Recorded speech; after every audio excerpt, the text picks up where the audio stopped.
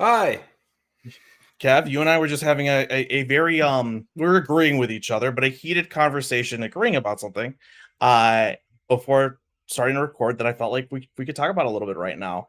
And that's how people go about interacting on football when it comes to football discourse, right? And how football discourse on Twitter at least sometimes feels very how do I put it?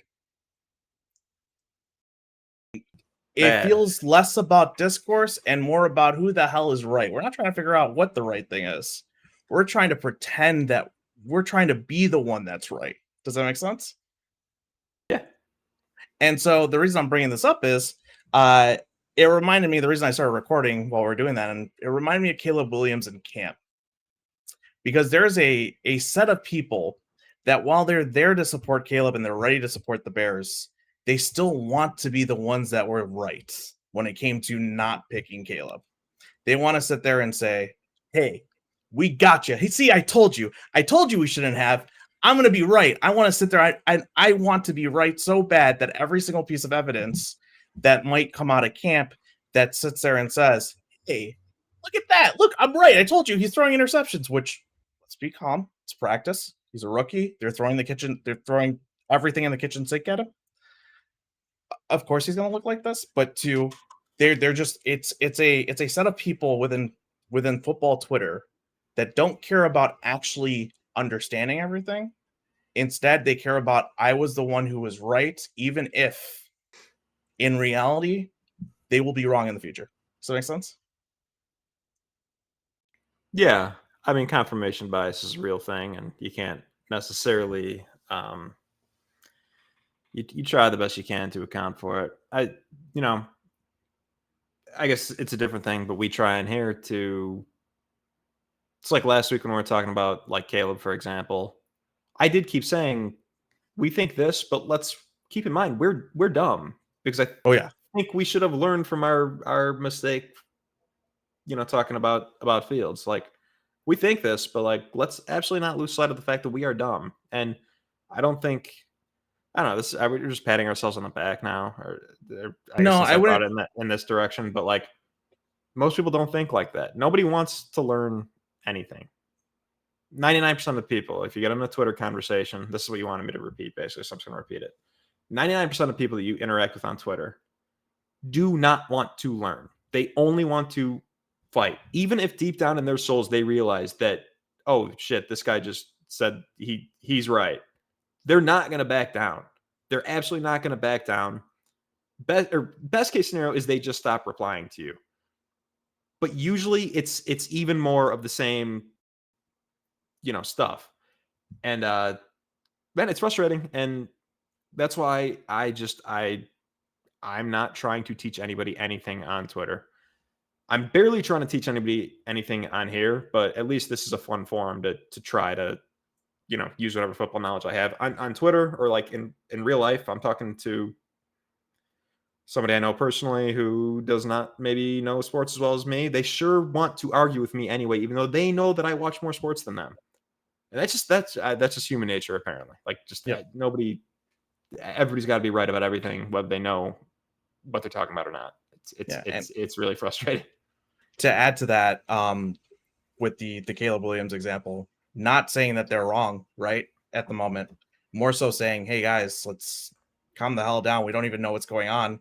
There could be a million reasons this could be happening." Instead of focusing our energy on let's send a tweet to tell you, "Hey, yeah, look at that." I can instead adding that negative energy into Bears Twitter, which should be a fun place to be able to talk about ball.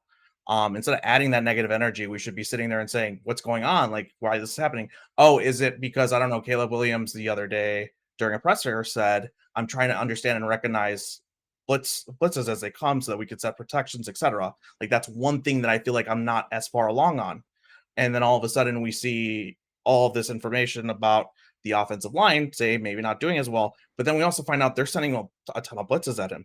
They're trying to get him to learn that. They're trying to get him to adapt. Then maybe it's that. We don't know. I'm going to be real here. I'm bringing it up as maybe. We don't know, right? Right. And I What are think the they thing that's doing? worth saying is he also might suck. We can't rule that out. Yep. But instead of just automatically getting the aha because you want to be right, sitting back, thinking critically, and actually listening to people as they talk about it, right? Engaging in that, asking questions, maybe just responding to what they actually wrote instead of wanting to talk quickly, which, as somebody who it definitely can have that I'm waiting to respond person, right? As somebody's talking, I'm just waiting to respond. I try to be as cautious of it as possible. It is a hard thing. It's human nature. But it's being cautious, a conscience of it. Wow, I can't speak right now.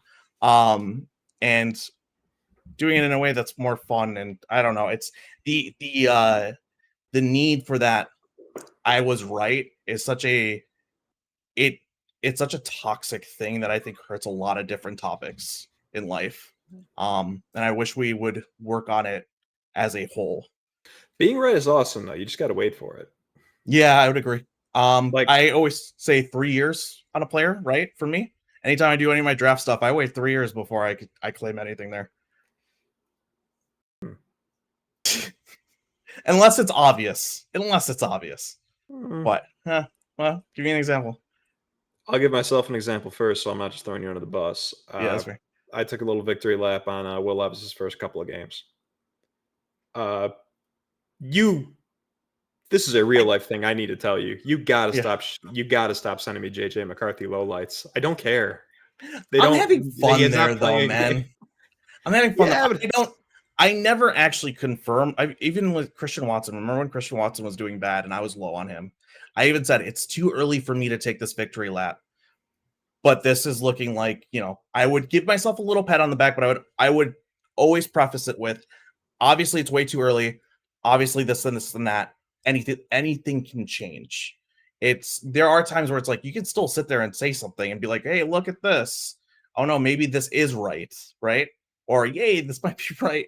It sucks rooting for somebody to do bad. I don't like rooting for players to be bad. He's just the Packer, so it makes it a little bit easier. No.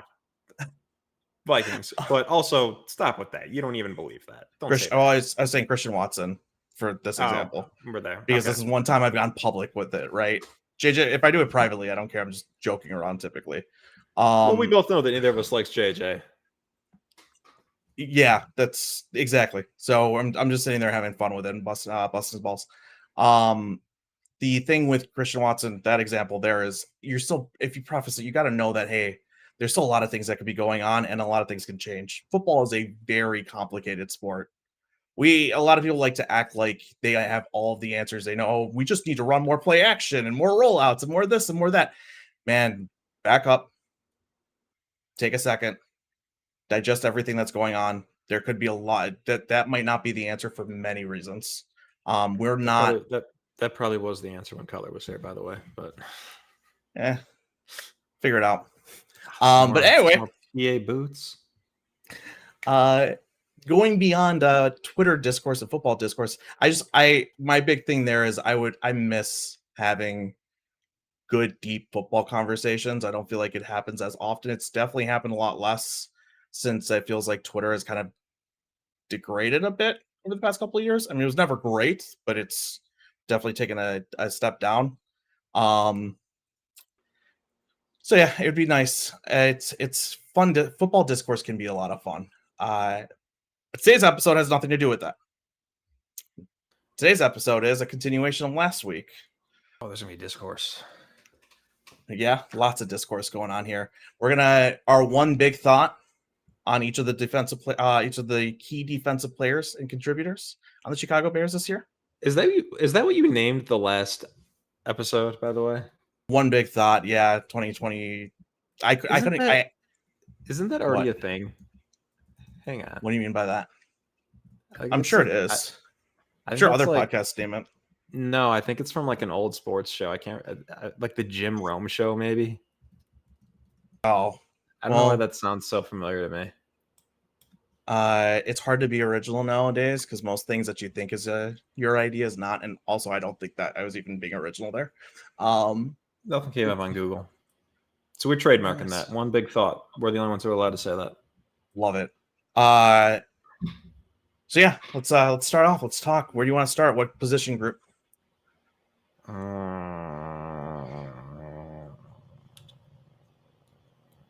Want to go?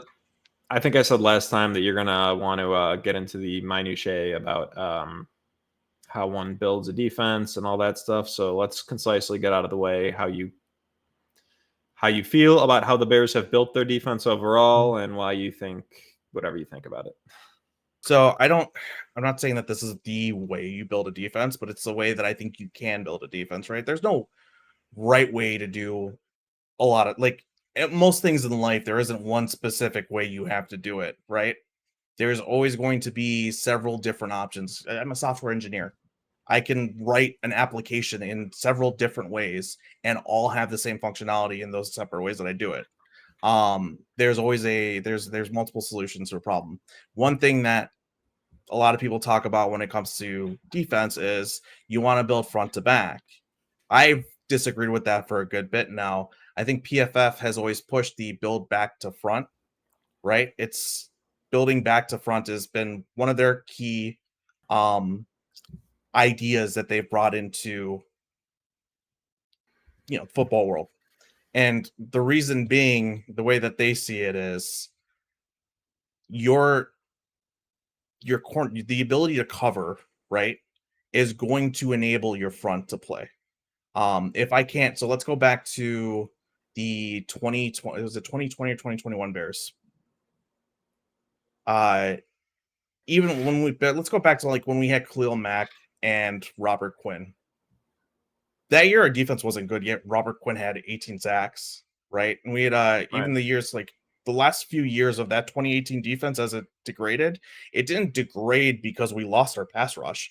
We still had Akeem Hicks, granted injured sometimes, Khalil Mack, granted injured sometimes, and then you had Robert Quinn. However you want to feel about him, we may disagree depending on how you feel. You still had a front, but it didn't turn into, you get splash sacks, but it didn't turn into a defense that was stopping teams from scoring points. What was happening is you need a set amount of time to win a pass rush rep. If Kindle Vildor is getting absolutely torn up in a second and a half and giving up massive explosive plays like that, your pass rush isn't going to do anything. And this isn't just corners, it's also safeties, right? You need to be able to, because to be real here, coverages are very complex.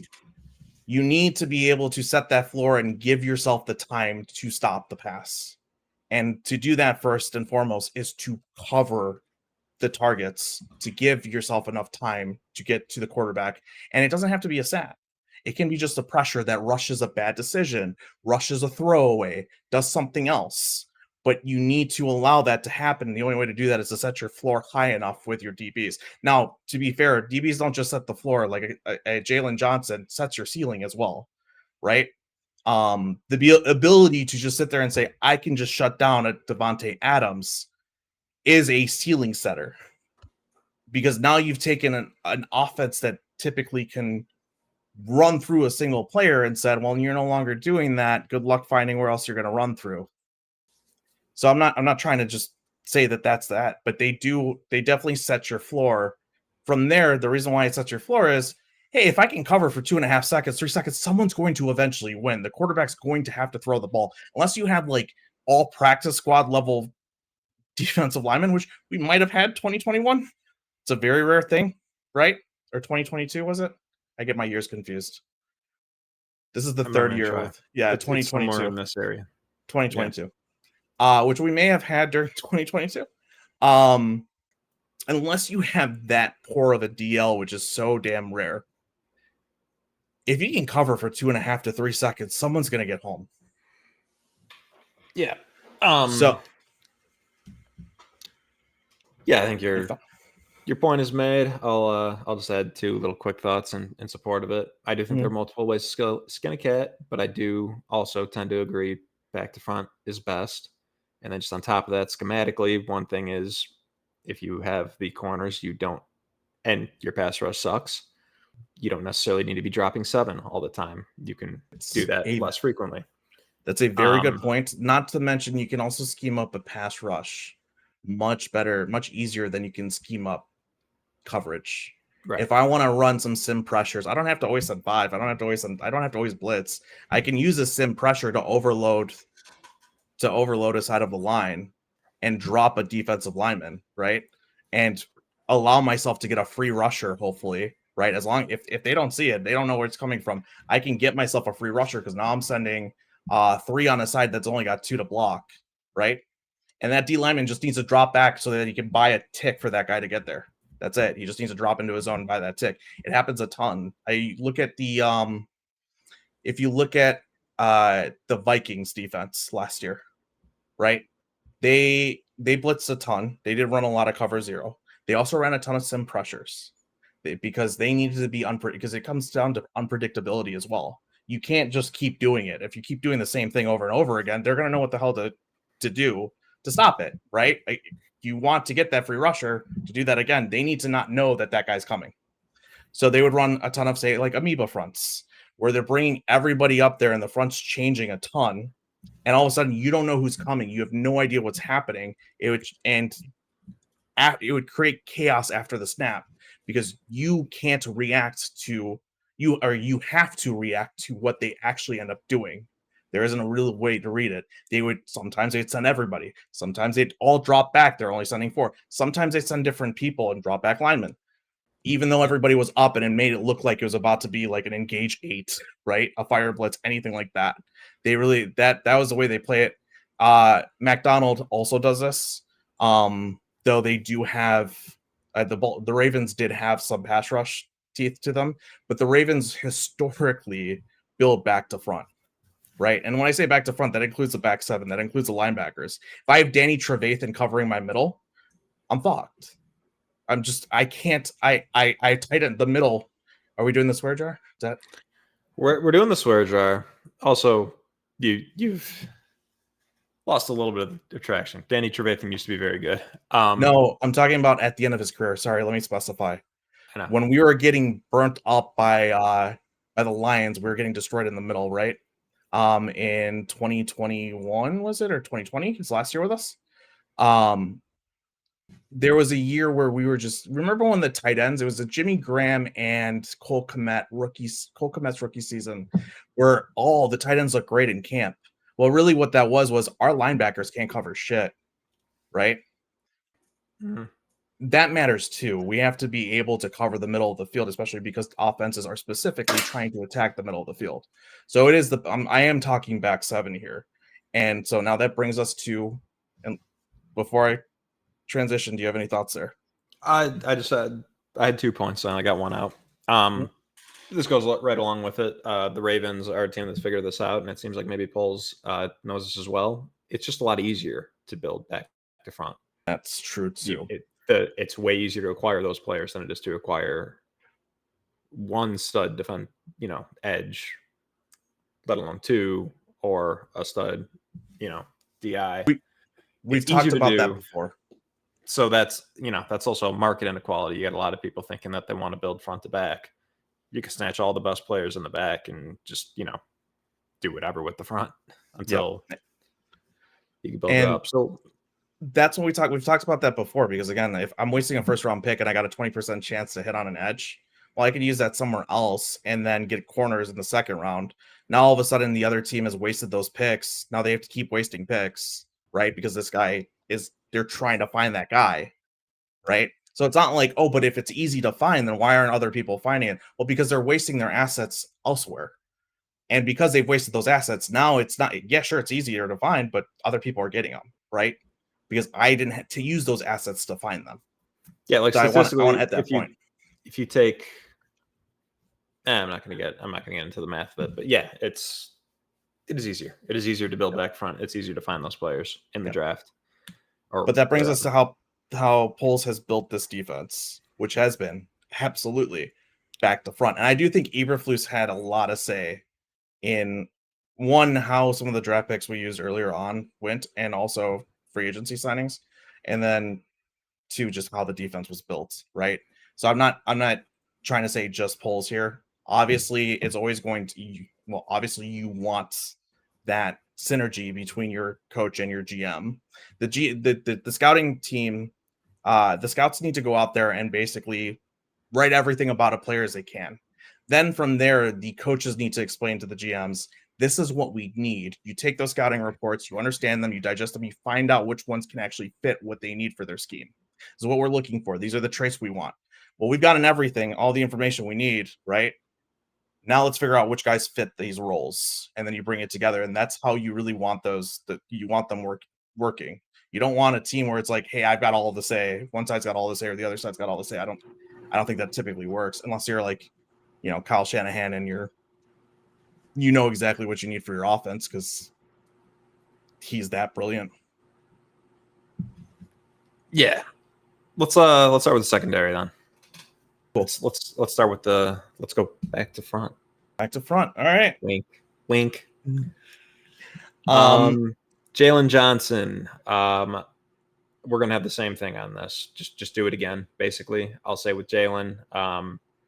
It could go. Honestly, it could probably go one of two ways. He can be in the, like the Sauce, Jalen Ramsey, Surtain kind of tier of they've done it multiple years and they're consistently at the very top of the PFF chart, or he can do kind of the Marshawn Lattimore, Denzel Ward, AJ Terrell, where everybody knows they're good. Their talent level hasn't changed, even as their PFF grades have changed. Their production basically hasn't changed, but it's just a slightly different tier. And to me, it's just last year he was in obviously the Ramsey Gardner world. It's just can he do that again? I don't know. I have faith that he can. We've both had all the faith in the world in his ability when he was not grading as highly. We knew he was capable of this. Just do it again, and boy, that makes it a lot easier to have that alpha receiver eraser. So I want to make a point there. I was talking to, I think I sent you the chat that I had with Coach Cody Alexander of Match Quarters. He's also now Coach Cody Alexander of Match Quarters. I know you're messing with me. I feel like inside joke for the listeners. I bring him up all the time. He's like, "Who's that?" What? I said that here. I can't remember So I was talking, and he's also part of a new data company called Field Vision, which he's working on hey, this is how football works. So let's make sure that as we're doing analytics, we're doing it in a way that makes sense to football. During that conversation, somebody had asked him so it was on his Substack. I was reading an article as a preview, Bengals, Bears, I believe. And somebody had asked him, hey, do you think JJ is going to see regression? We know that cornerbacks are volatile, et cetera, et cetera. So he brings up, he's like, yeah, I mean, interceptions can be very volatile because there's luck involved. And you need to, I forgot exactly what his response was, but then I came in and I commented underneath it, but I was also like, but isn't a lot of that volatility due to the fact that defenses the coverage is a weak link system. And due to that weak link system, when you have more weak links, so let's talk about PFF grading, especially in newer coverages, right? With match rules specifically, it brings us up later. With match rules, I am more reliant on the people around me to cover the guy that I need to cover. If I'm running quarters, if I'm running anything, if I'm running cover 6, if I'm even running some kind of Rip Liz, right? So cover more of a man match cover 3, I need to be able to trust that as I pass the guy off, my other guy's taking him. Otherwise, I'm gonna get blamed for that catch, right? Because the moment he doesn't take him on, he's gonna be wide open. Or if somebody doesn't pass off their guy correctly, doesn't cover their guy correctly, he comes near where I'm supposed to take him on, etc. Or I'm just somehow the closest guy because some other dude got beat, but I've taken my responsibility, but it looks like I didn't. PFF doesn't know how to account for that a lot of times when it comes to it. And none of us can really say, without knowing what the play call was, exactly what was going on there. So I do think a lot of that volatility, let's talk about AJ Terrell. The Falcons secondary sucks ass outside of him. It's gone down. So I do think that huh? I'm giving that a 2. What do you mean by that? I'm confused as hell. Swear jar. Oh, I don't even I don't notice normally it. consider I don't normally consider ass, but you put a little too much. It was a little too harsh, so I'm putting that in the jar. That's two. Okay, that's what I said. I was fine, fair. Adam Two. said that he wants to stop swearing, so I'm holding him accountable. I swear to you, I you know what it is? I go on those spurts where I drop the F bomb like back to back to back, and it's because I'm really passionate at that moment. But it's like, dude, that's just it comes off really bad. Uh Pulling back. So AJ Terrell, obviously, what I'm trying to say here is because of a weak link system, you're going to look like you're getting blamed for something that may not be your fault because you are reliant on the people around you. So I'm curious with Jalen Johnson. Like, let's talk about what he had. One of his worst graded seasons was 2 seasons ago. When he had Kindle Vildor and what's it called? Buster Screen. And then also when he had a rookie. What's up? 3 seasons ago? Three 3 seasons seasons ago. Man, I'm off. 2 seasons ago would have been Kindle Gordon on his rookie season and still Kindle Vildor, and no linebackers to pass off over the middle to because we trade Roquan Smith. That was actually the season I'm really thinking of. That really I think he graded in like the 60s, right? He was still playing very well. The issue is when you have nobody around you, you're going to look like ass, especially when you're one in a zone defense where you are, because it's not just like match rules, but it's also zone defense. I have to rely on the fact that I'm passing off a guy to your zone, right? I think we ran a lot of vanilla zones, a lot of vanilla zone coverages back then. You got to rely on a lot of that. You got to rely on the guys around you, and I do think that that's part of the reason we're seeing this massive uptick. Is now we have the players around him to enable him to just do his responsibility and excel at it. He no longer has to worry about people messing up around him. He can sit there and just, hey, now I know the guy next to me is going to do his job, and since I only have to do my job and not worry about other people.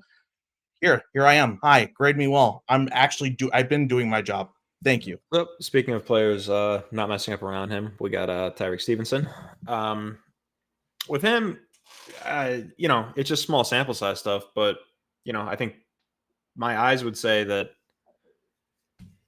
everything that I was skeptical about him as a prospect, he like excelled at in the roughly the second half of the season. He kind of sucked in the first half of the season, but he's a rookie, whatever. So I would say this: I'm very optimistic on Tyreek. He'll have more of the actual performance based volatility than some of the other guys I mentioned because he's not there yet. But man, the zone awareness, like a legit criticism was like one of his greatest strengths in the second half of the season. So I probably a common theme for every corner, but do it again. Specifically do that second, 8 games of the season. Do that part again because that was super exciting. So fun. So going back to the conversation I had with Coach Cody Alexander, so I brought up the match rule stuff. I alluded to it. That one guy, the dude, he runs no. So I had brought it up for the match rules as being complex, and as well as like spot drop zone is you need to rely on the people around you. He had brought up as another point when he responded to me, coaching as well, right? Because as your coaching zone, especially like match rules specifically, but also you need to be able to coach people their leverages when it comes to like, hey, as you're seeing this is where you should be, we talked about this. I don't want to get into too much detail. I've been getting way too in depth here. It's going to take us way too long to go through this, but essentially you need to understand you need to coach how to cover. That's it. And if you don't have good DB coaches, great coaches around you, you're going to look like it's just like any weak league system. Offensive line as well is very coach dependent. Yeah, what I like about the staff, what I like about Eberflus's overall ethos is teaching. Yes, and that's where I was about to go. Tyreek Stevenson. Sometimes you take a long walk. I gotta just cut to the. Thank you. Tyreek Stevenson. I'm trying to be concise while also trying to give you enough details that it's terrible. Tyreek Stevenson, I think, benefited from the fact that he probably didn't get the best coaching in the world, right? Back in college, and all he needed was to be coached up. Because one of the reasons I remember being high on Tyreek Stevenson and wanting him pre-draft, and you saying, well, he's bad at zone coverage, that doesn't really make sense. He had the traits to do it. I don't know if I would have expected the coaching to help him excel that much, I right? mean, But most people have the traits to do it. You could only really go off of what's on film. it depends. Short area quickness and hip, what's it called? Hip flexibility and Those quickness. were concerns. I don't know if I fully agree with that. Awareness was his concern. I mean, Peanut Tillman is Peanut Tillman is one of the greatest zone corners of all time, and his hip flexibility wasn't. I would say it was below average for a corner. Well, the other thing too is I mean, it's mostly smarts and like with the requisite athletic traits, and you can't really see that on film. All you really do is go off of what you're seeing. Yeah, the other thing too, though, and this is we run a lot of cover 3 and we run a lot of cover 1, and so it's not just zone. He's a very good boundary corner, right? And so I remember you saying, that's yes, that's where I was good with him. And that's where I was saying, well, that's why he's a fit, is because you add that to it and then you coach up the zone. So yeah, no, I think coaching is a lot that goes into it. Now that said, it is a little concerning that he only had so much time showing that play. I worry that he's getting a little aggressive. He could be a little aggressive and might get exposed for being super aggressive. I don't know if he has the ability to recover as like Jalen Johnson, for instance, who, if he does try to, jump a ball and then it's not coming, he typically can recover. Yeah. I need to look at this little game on my phone for a second. So I'll keep going on that. So no, I'm kidding. Well, I am going to look at it, but I can multitask. So I can multitask, but I also forgot what we were talking about. So Tyreek, yeah, he might get a little bit of the jumpsies. So I guess the natural next thing to talk about is the last line of defense before we double back to Kyler, who I don't really want to talk about at all. Brought in Kevin Byard. It's my own name. Oh man. Yeah, so my concern with him is I think, again, probably the same as almost anybody's. He's old-ish. Not as old as Eddie, but old-ish.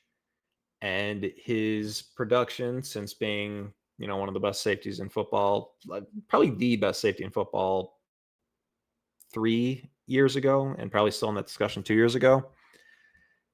The eyeball test, not my eyeball test, granted, and also, I mean, probably not yours either. We weren't watching much Kevin Byard. I can't speak for it. People really think he played like garbage last year. They seem to think he's pretty washed up. What I would say to that is there's no position in football that will make you look washed up without requisite help than safety. So that's the optimistic view on it. You know what's funny though? It also feeds back into that weak link system that we were talking about, but specifically it's a lot more with safety, and it's, I think, traditionally been thought with safety, like if you don't have corners, you're kind of screwed. But like, yeah, I mean, when a long touchdown's given up, it's usually the safety, trailing that on your TV screen. So you automatically go for it. Your automatic instinct is, God damn it, Chris Conte, who was not as bad as people said he was. I'm not going to get there. He did screw up that Randall Cobb play. He 1000% did. He was not the worst NFL player of all time. He deserved to be a starter for several years.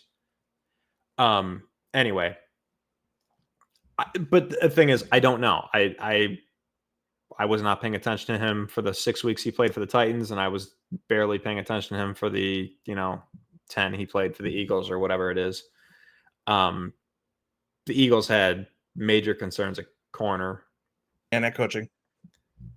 Like, it's both. And it's funny that Yeah. Sean Desai has coached up some pretty bad secondaries.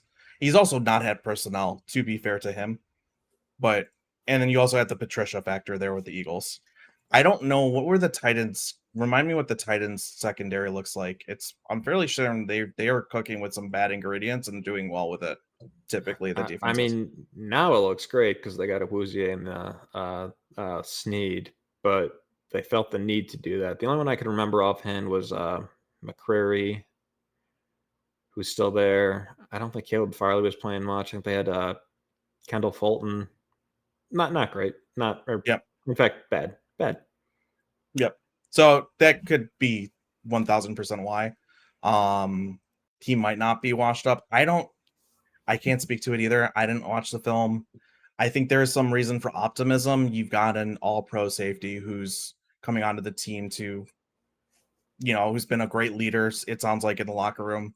And there might be reasons to say, hey, last year that regression it really wasn't that much, wasn't that bad. And honestly, Yeah, I'm there's looking at also the grades. the double-edged sword. Yeah, I was going to say is, we just said PFF doesn't necessarily know how to account for this or that, but his grades were fine. Yeah, I was gonna say that. I was about to be like, if he sucks so bad, like PFF typically is harsher on coverage, right? That's It's why. That's usually why. That's why. If I have a concern, it is the eye test mostly. It yeah. is many people's eye test say that he is washed up. Not not in camp or anything like that, but last year the reviews were pretty negative before I even knew the Bears were going to be interested in him. Yep. And to be clear, I was pretty interested in him. He's not the safety I would have signed, but he's kind of up there. So I'm mad And at it. so no, I mean, I think, can he return to form? And if anything, so like my comment would be like, are you gonna return to form around this elite secondary, or can you at least give us is there enough juice there that the squeeze was worth it? And I feel like there's going to be. I'm not as concerned as I think some are. And it feels like mostly national media is, and it's been less so like any Bears media that actually is concerned with Kevin Byard. Yeah.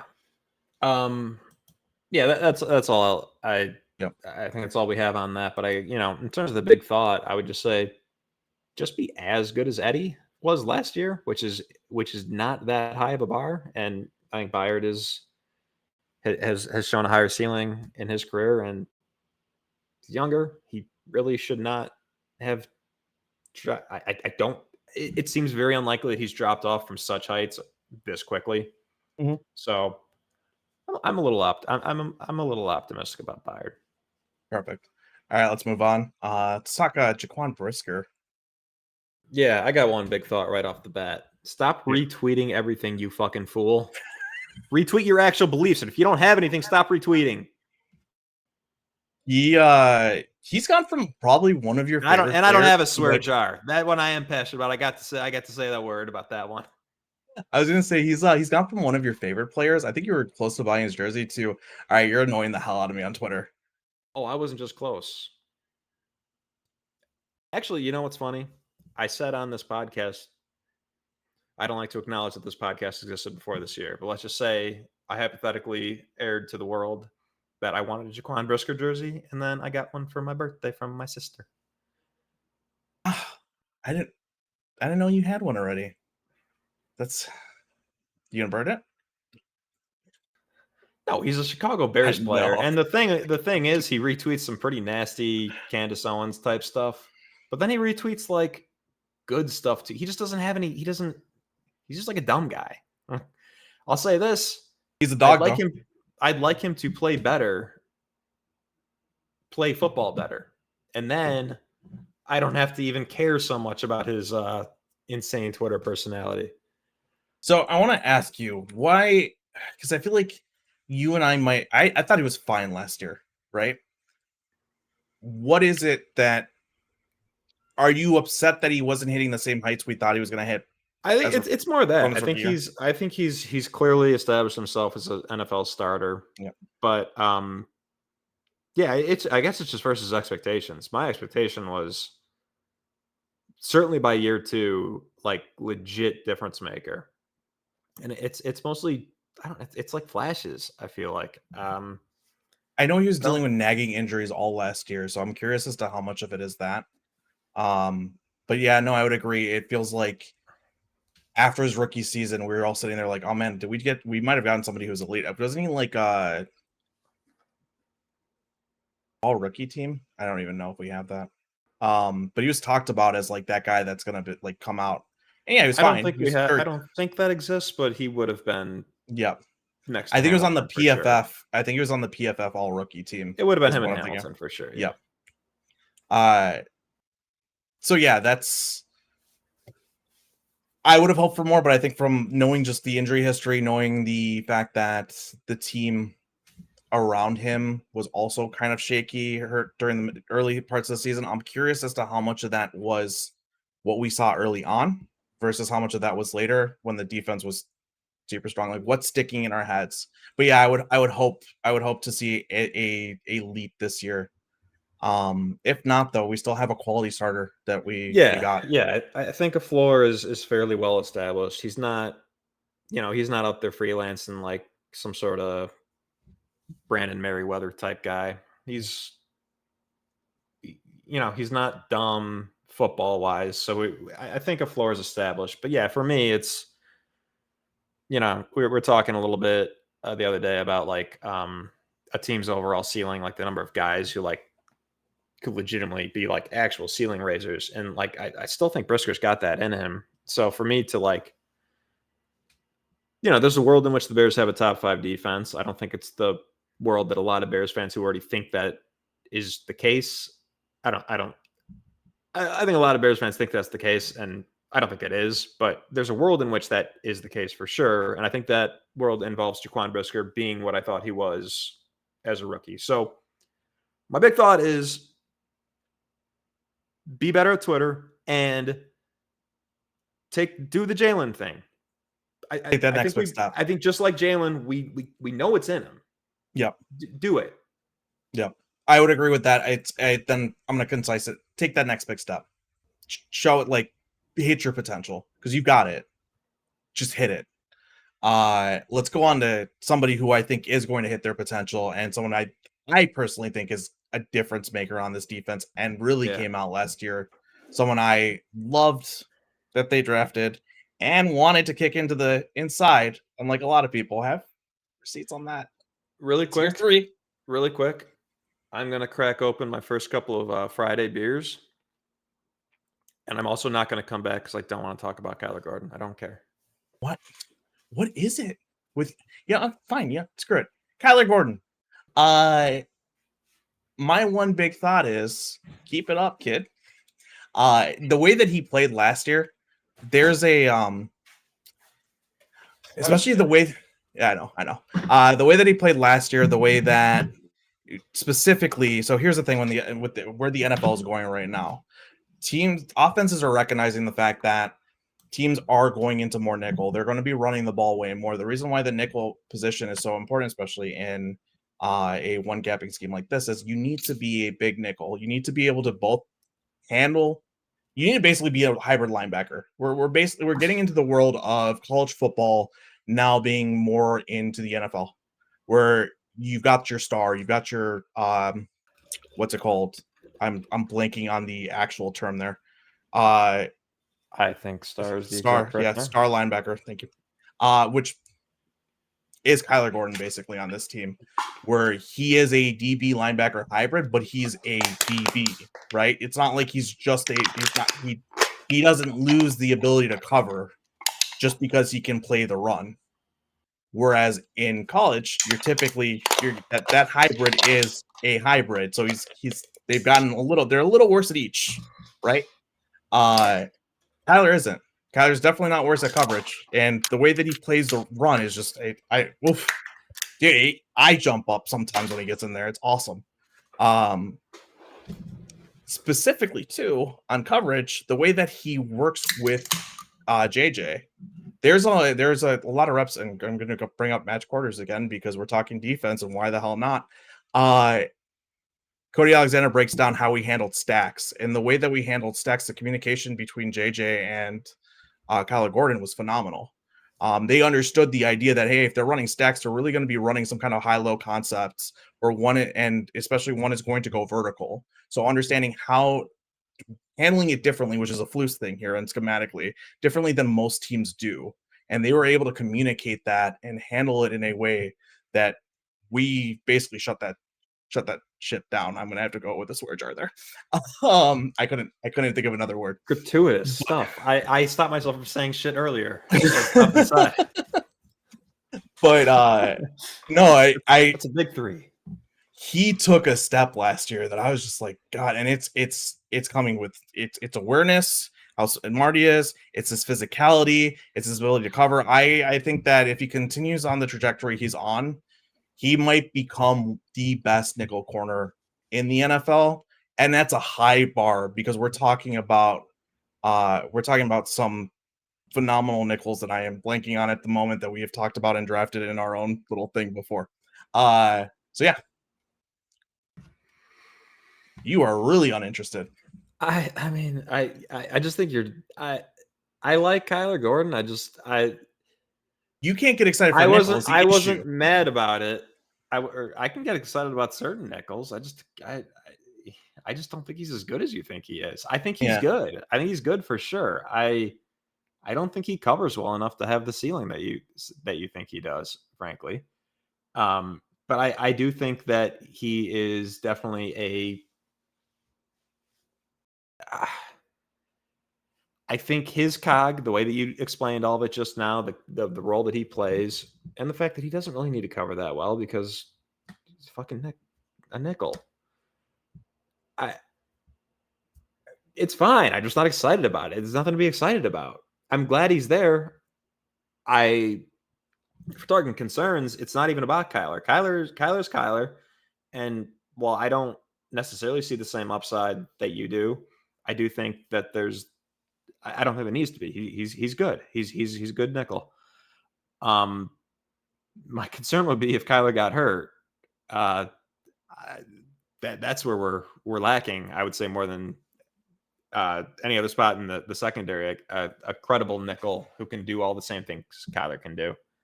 Yeah. Now that I think about it, who is our backup nickel on the depth chart? So this surprised me a little bit for.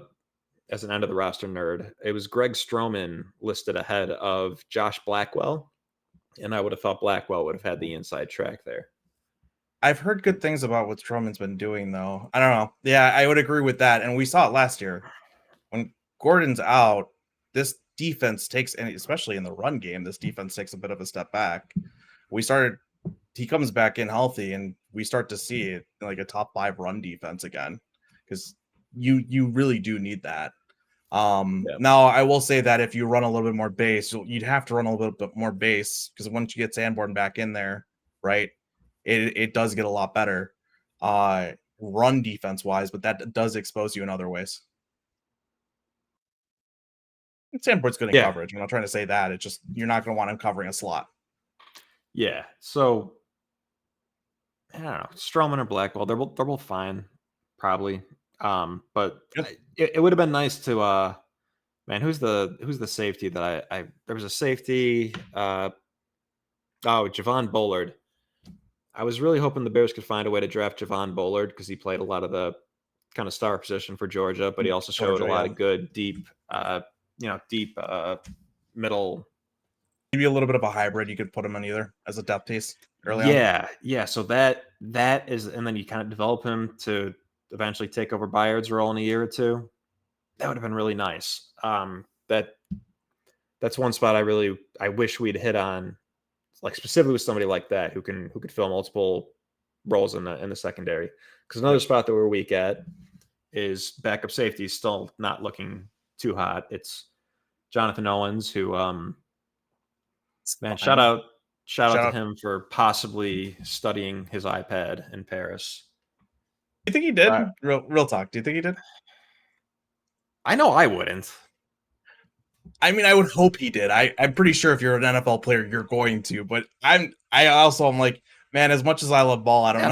I'm in Paris watching my wife in the Olympics. I don't think I have time for my iPad. Yeah, that's my thought as well, and I'm going to be enjoying that. But this is also why neither of us are, well, this and genetics are why neither of us play in the NFL. Me, it's only the iPad. Yours is probably genetics. You're a little shorter than I am. Me, it's just the iPad. It's really every position I could play too. Oh yeah, 1000%. You run a 4.2, you lift 800 pounds, but you're also slim, but at the same time you're super. Yeah, and you got that reach. 1000%. You can play every position. Look at this. Look at how big this reach is. But I agree. I don't know. This is the issue with depth. Depth is one of those things that you don't see until you don't know what you got until you see them play. Right? How many teams really truly have depth? But the problem is dangerous part. We've seen Jonathan Owens play, and I would say lovely fourth safety. Yeah, the dangerous part is it does feel like the third safety is the fourth. It is typically a fourth safety, and the nickel isn't exactly a known. It's like it's kind of a known quantity, right? We do kind of know what both of those players can give us. Yeah, those guys have played. They're not going to be disasters. I wouldn't think, but they're not going to. A lot of the poetic UX about Kyler, they can't do all of that. They can stand in front of the guy they're covering, and that's about it. Yep, and that because of all that wax poetic, that does raise the defense up quite a bit. You're going to lose that, and that's not fun. And then the fourth safety spot, I'm not even worth getting into. Well, I will say depth wise is Terrell Smith. I trust Terrell Smith with my life. He's hurt, I believe, isn't he? That would be news to me, but I don't follow the news, so I guess it would all be news to me. Talk a bit about Terrell Smith while I look this up real fast. I don't have that much to say about him, but I liked him a lot based on the tape I, for some reason, watched of him. It's not like I was going crazy on tape last year, but for some reason I watched a lot of Terrell Smith. And there was a rep where Charlie Jones out of Purdue absolutely sunned him on a double move, and it was very funny. But for the most part, I saw a tenacious tackler, a great boundary corner. I think his limitations are somewhat similar to Stevenson's. The limitations that I thought Stevenson had, and that he's a little stiff. He's a little best suited as like a cover 3 type. But man, he absolutely lays the wood. If he's covering the flat, like I like that guy a lot, and he got a lot more run last season than I would have expected. Even when all 3 guys were ostensibly healthy, he'd sub in a little more. And he's a 5th round rookie. He made some mistakes, but I think we got a pretty good one there. And then even behind him, if Jalen Jones makes the team, he got destroyed by Justin Jefferson 2 years ago, and that's the only really bad thing I could say about him, and that's really not a bad thing. Like I'm pretty good, 1 through 4 on outside corners. Yeah, our outside corners are a strength. We've got a lot of depth there, and I guess this goes back to you can find corners, right? It's just that some teams concentrate on it and some teams don't. So some teams don't have any and some teams have a plethora of it. And it feels like we've done a good job of stacking up our cornerback room and making sure that if something happens, we at least have a decent floor. The Terrell Smith did leave, I believe, on Wednesday. He left practice. I can't find anything if he came back. It's really hard to find any information about this, actually, now that I'm just Googling it, just on the fly. So he could have come back. He could be fine. I don't know, but it looks like he did leave. He got rolled up with JJ. Well, it'd be a shame if he was out for an extended period of time. But in base, I do actually trust Kyler as an outside corner.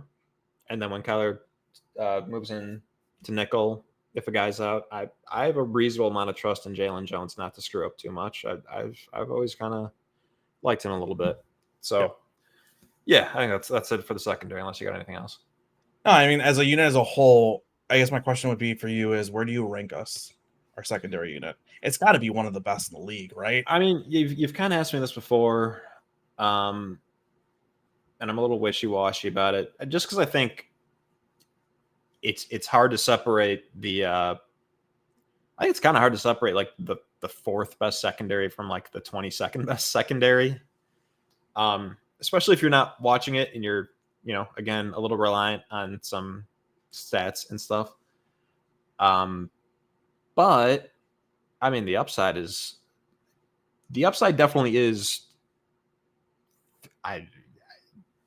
Sky's the limit. Like the Jets are the only one offhand I can think of that is almost certainly better than us.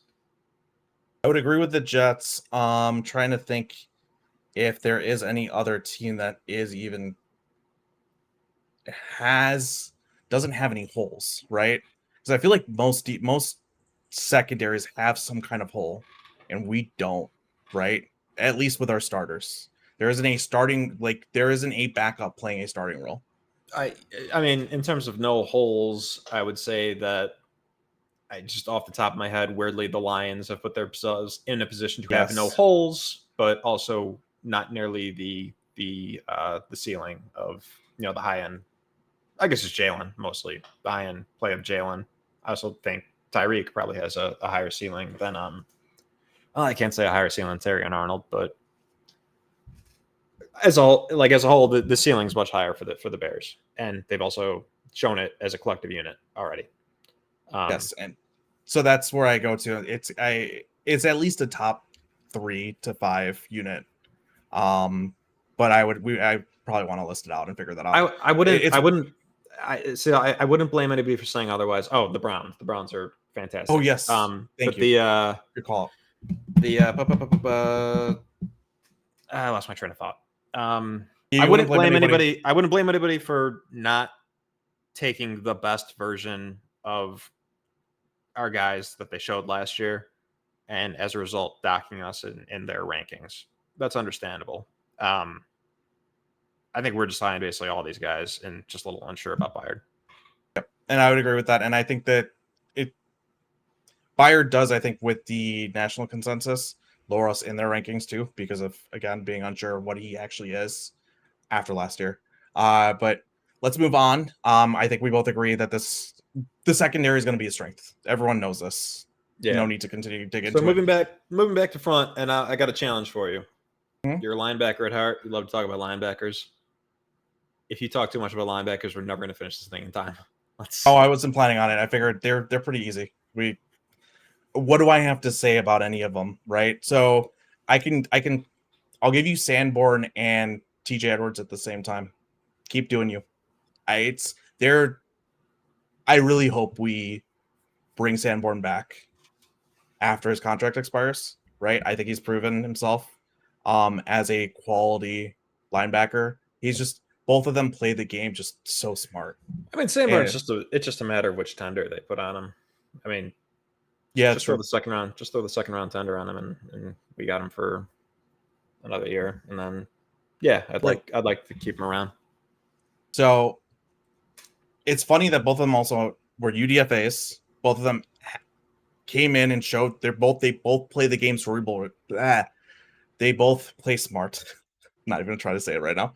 They both have high football IQs. They understand their keys. They understand their leverage. They understand their lanes. They understand angles. Blah blah blah blah. Like everything that I think you need to have as a linebacker to play the game smart, they have, and I love it. I love watching them. So I don't have anything to do other than continue to play like that. So I want to hit on all the things that you talk about all the time. This is not an original thing for me, but I want to try to make it concise. Is that football teams tend to, so like every position kind of has like, well, they at least have to be this, and this. Mm-hmm. With linebackers, teams seem like they prioritize very much the wrong things, and it's mostly physical attributes. And what teams should do is focus on the mental aspect. You can see if they're reading their keys correctly, et cetera, et cetera. You can see if they understand where they are in zone. I would say a lot easier than a corner.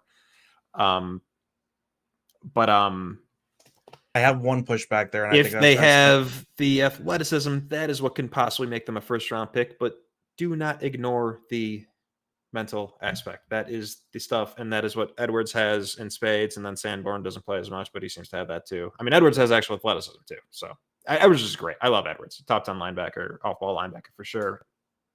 Maybe higher. So I will say this: to push back a little bit. Colleges sometimes don't have their linebackers do any of that. There's a lot of times where colleges will be like, we want you to literally just crash this gap. You should if we push see back. this. You should be pushing back on what I incorrectly said, the ease of scouting some of it for sure. And that's part of But it. I will extend my criticism to college then of they're also prioritizing the incorrect things. Well, the issue too with college is because of how the field is set up, with how wide it is, because of the rules on how far you can go on blocking. There's a lot more. Your linebackers are much more in conflict, and it's a lot harder to be able to be like, okay, understand the scouting report because you're going to see a shit ton of RPOs. So when you see all these different situations, you need to be aware of that and understand that you're in conflict. And so you can't even read your keys, right? And now, if you do that, we're really going to set you up in a bad position because you need to not only read your keys, but understand the situations that you're in because you can get absolutely exposed. So instead, what we're going to do is we're just going to tell you how to handle certain situations. Exactly. Like you're in this, do this. Right. And it gets dumbed down for them because the way the game is set up in college makes it harder. There's only a certain schemes that can allow you. So, like for instance, Nick Saban. So the 40 both Saban and Kirby. So the 4-2-5 that Saban runs. Nick Saban of Bears Hard Knocks fame. Bears For Hard those Knocks. that don't know what he's And then, also Kirby Smart on his 3-4. They kind of branched off of the same, right? Saban used to run a 3-4.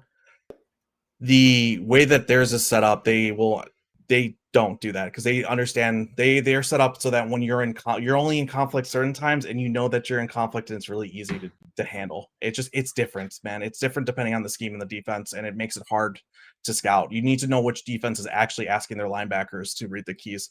It makes it way harder to scout. And I think from there, what you really need to do is you need to understand, hey, let's talk to the coaches. What did you tell them to do? And then can we coach them up? So I can kind of get why they have the athleticism part. But if you see a linebacker that is smart, don't make him a UDFA. Come on. Both of those players should have gone at least early day 3. That's what I'll say. Draft Wisconsin linebackers. Yeah, that too.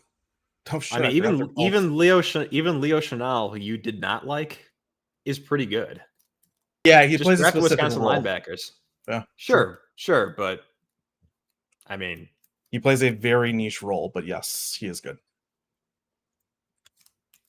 Anyway, it's the same role that he played in college, so like, totally get it. You took that as a little bit of a criticism. I was saying. No, I mean he's draft Wisconsin linebackers. Yeah, I agree. Jack Sanborn also plays a niche role. Scout the helmet, guys. That's what we're saying. Scout the helmet. Let's go. Don't do that. I mean, I might with Wisconsin linebackers. And draft Ohio State wide receivers. Ohio State wide receivers. I mean, do actually scout the helmet in a good way. I would say don't do it in a bad way. Don't be like this Ohio State quarterback sucks because all the other Ohio State quarterbacks sucks because that's how you miss out on CJ Stroud. But usually the good. I got to think about this. Now I'm thinking about this. Is there ever an example where we just assume a guy is good because he went to a certain school and that isn't basically correct? I'm sure there are some, but I'm sure there's a ton. But I'm not touching this right now. Let's move. Actually, you know what?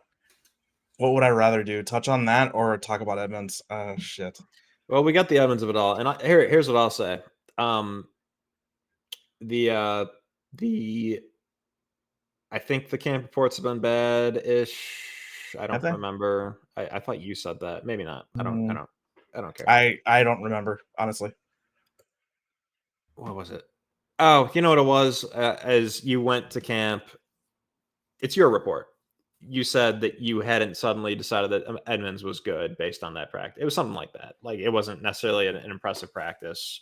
It wasn't a bad one. You were making a point. Like I'm not saying everybody's good. Like Edmonds was. Oh, you know what Edmonds. It was something like that. It's because I was hearing reports that he was good, and then when I went there, I was like, yeah, it's still the same. I don't know if I change. I feel like that I can't tell if those reports are coming from a place of we want this to be true and we thought it was true because last year he got a lot of lucky interceptions and coverage, even though blah blah blah. Or if maybe he's actually maybe he is learning the scheme well enough that just it might take some time. Again, it's coaching a lot of times for some of this stuff. I might take him a little bit longer. He looked really good at the Bills once he finally got it, right? maybe he's finally getting it. So I don't know. That is what I'm going to say.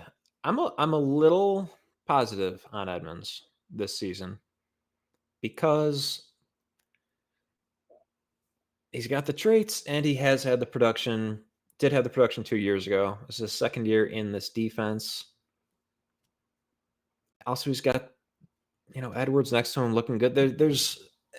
I don't think he's going to be that bad again. I think he actually could be an asset.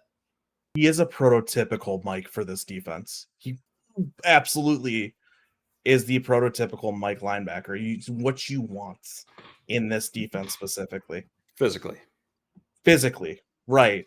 Because when I think of prototypes, I don't think about awareness or football IQ. I literally just think about 6'5" quarterback, big arm. Let's go. I know. Traits. I'm just saying, since my original point about linebackers, not my point, kind of stealing from yours, but the prototype should not be that. The prototype should be the other stuff. Right, but it is important for them to have that because of what their role can be. And again, coverages change a lot. We're not just running Tampa 2, and we're not just running what it's before, but it does fit what you want from a linebacker that's going to be covering the middle of the field because you want that link to be able to close off those passing lanes, right? So I get why they would prioritize it. It's just if he can figure out that mental aspect of it, it makes complete sense is where I'm going with this. And hopefully, like if he does this again, the sky's the limit. It's amazing. I just don't know how optimistic I am on that.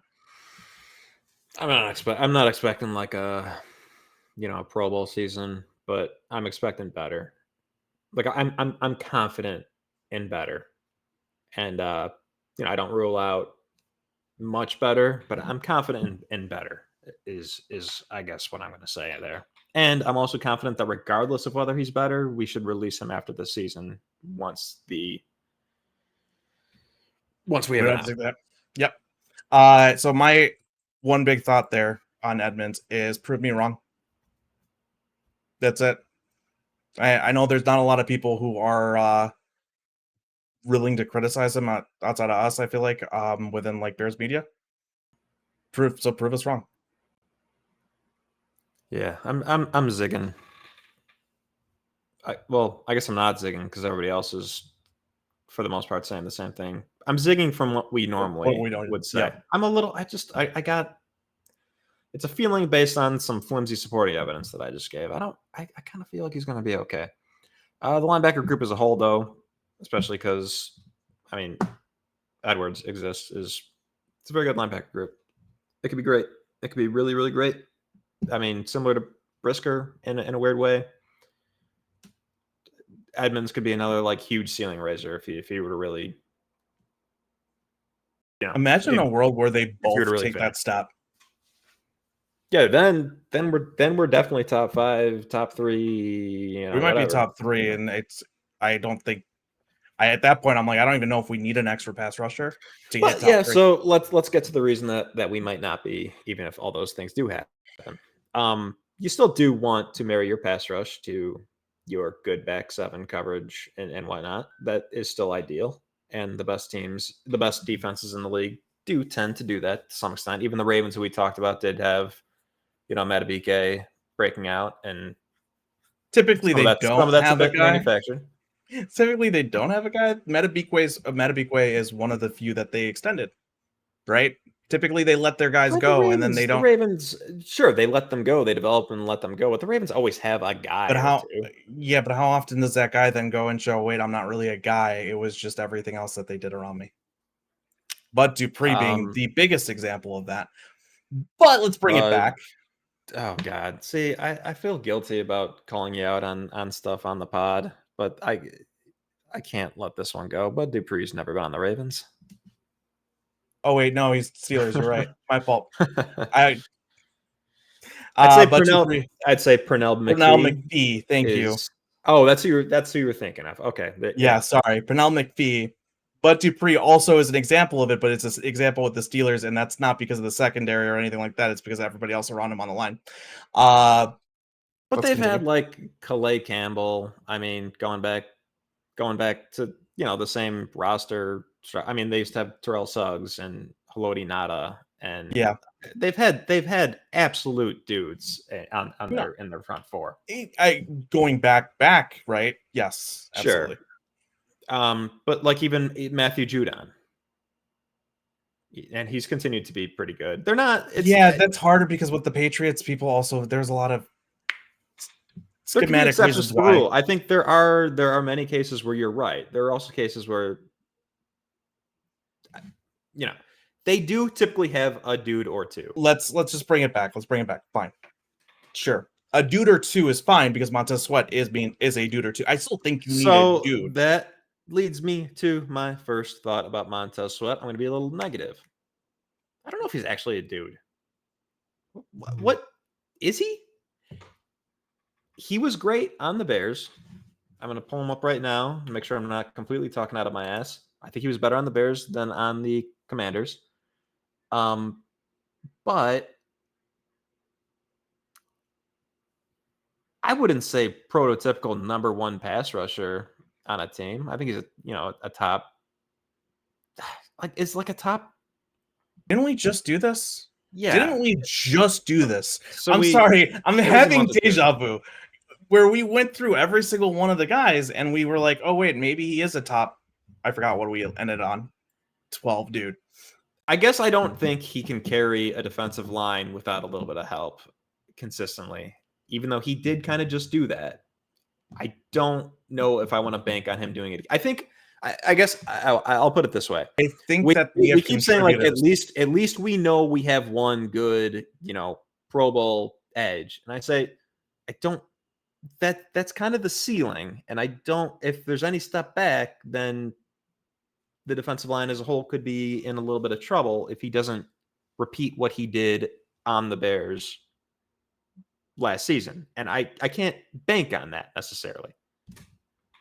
I think that's just an assumption that people have that that's going to happen that I don't know that it necessarily is. It's fair. The one thing that I will say is there are a lot of talks coming from House Hall. It sounds like Poles is saying, hey, there's body composition wise, there's a lot that can be gained. And I actually kind of believe it, specifically because, and I'm not trying to come off on Ron Rivera, but the Commanders aren't exactly the greatest organization, right? So I'm not going to blame coaching, but everything around it where you're trying to get a player to grow and develop. It's not just always coaching. Sometimes it's off season, strength and conditioning, lifting, etc. So when you say that and you say, no, we see a lot of extra potential there that has been untapped, right? And now I'm also hearing that, hey, Montez Sweat came in and he's looking different, very different in training camp. The same way they say it about Gervon Dexter, which I also kind of believe would be looking different because you're now getting your first year with a NFL strength and conditioning program. I believe both of those. So I will say that, yes, coming off that trade, I would agree with you, but I could understand the hype of, hey, maybe we do actually have a dude here if we handle him correctly. Because he's already up there. Now, can we make him take that extra step? And typically, at 27, no, we wouldn't say that. But if it's true, and again, I don't trust the commies, if it's true, then yeah, I think you can.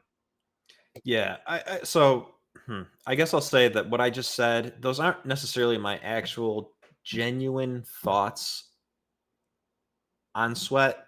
It's just I want to push back on people expecting him to do what he just did again. That's where I am. That's fair. That's fair. I can understand that. He's got, and again, the body composition stuff. My BS meter goes off a tiny bit at that. It's for sure, like it's real. They do believe it. I don't know. Like usually, he's going to be a 5th-year player. Like that typically just kind of is what it is, and it's good. I just don't know that it's. I don't know. I would never have put him in my top tier. If he had, let's say. Let's dumb it down. You know what I mean by this. But if he had 15 sacks next season, what would be your surprise level? Incredibly surprised. If he has anything more than 12, I'd be incredibly surprised. Yeah, and that to me, again, dumbing it down. I would We're assuming the sacks are proportional to the pressures. Blah blah blah blah. That'd be a little surprising, and to me, that's just not. That's not like. I don't. It's a slight level below what I really wish the Bears had at least one of.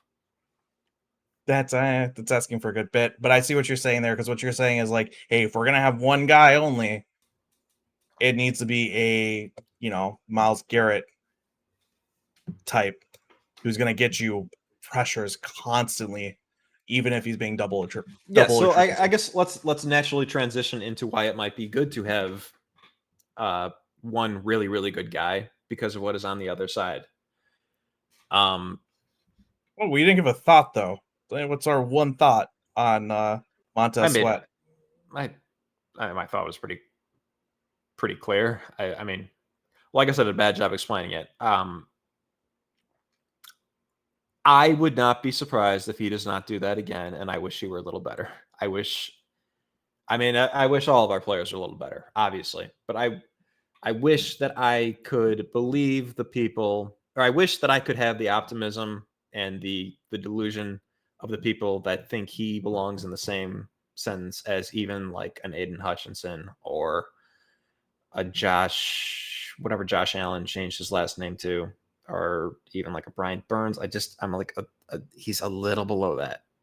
So I would honestly agree with you there if that's the sentiment, but I still think he's good enough to carry what we have at the moment. So now my one big thought with him, since I haven't given one, would be, what can you do to coach up the guy on the other side? That's it. Because I think I think there's enough of a level floor. Anything more than what he's giving me, I'm not going to ask for. I don't even think he can regress. There's nothing with his performance that I'm worried about. It's more so, what are you going to do to help the guys around us? Well, then let's I was going to bring up a different guy, but let's transition off your one big thought there naturally into Austin Booker and to maybe a lesser extent Dominique Robinson. I don't think either of those guys is going to be the starting edge maybe ever at any point during the season. But do you have anything on that?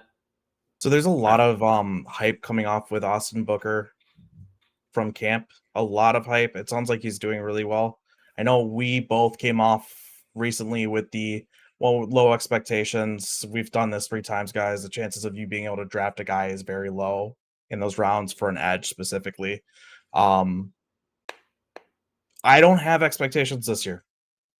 It sounds like he has issues he's been having issues with like Braxton Jones. So if you can get a tackle that can handle his speed, right, and has the length to get into him, that get in his chest, he doesn't have another move to come off of that, and he doesn't have the strength quite yet because again, he's a he was a convert, wasn't he? Position convert. I don't think so. I think college? He just never played at Minnesota, and then he got a shot at Kansas and had a really good season. Okay. Well, I believe I could be. He is very raw, and so I do think it's going to take a little bit for him to build up on both having those tools that he needs to win on the edge consistently, as well as build up what he needs physically to win. But I have slight optimism just from what's coming out of camp that he might actually maybe eventually get there, because I can tell you that the other 2 guys didn't have all too much optimism early on as their rookie years. Outside of what was it? The 2 sacks that was it Dom Rob had his rookie year in the first game, and then all of a sudden he disappeared. Game, yeah. But it wasn't a consistent optimism out of camp, is what I'm trying to say. Yeah, I'll say I think his rookie season will involve some splash plays. Mm-hmm. And that's all I'm expecting. I'm going to stick with the math on this one because when I hear him talk, he had media availability. That was specifically what I'm really thinking about. I remember sending it to you. And he came off extremely confident in himself. I loved that. I love some of the specifics that he talked about. You don't necessarily have an edge talking about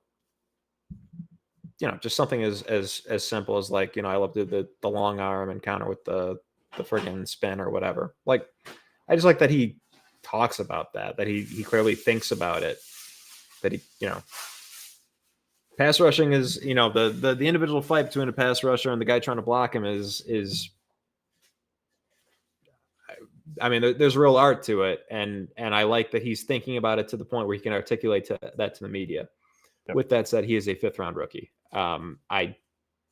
The odds are heavily stacked against him.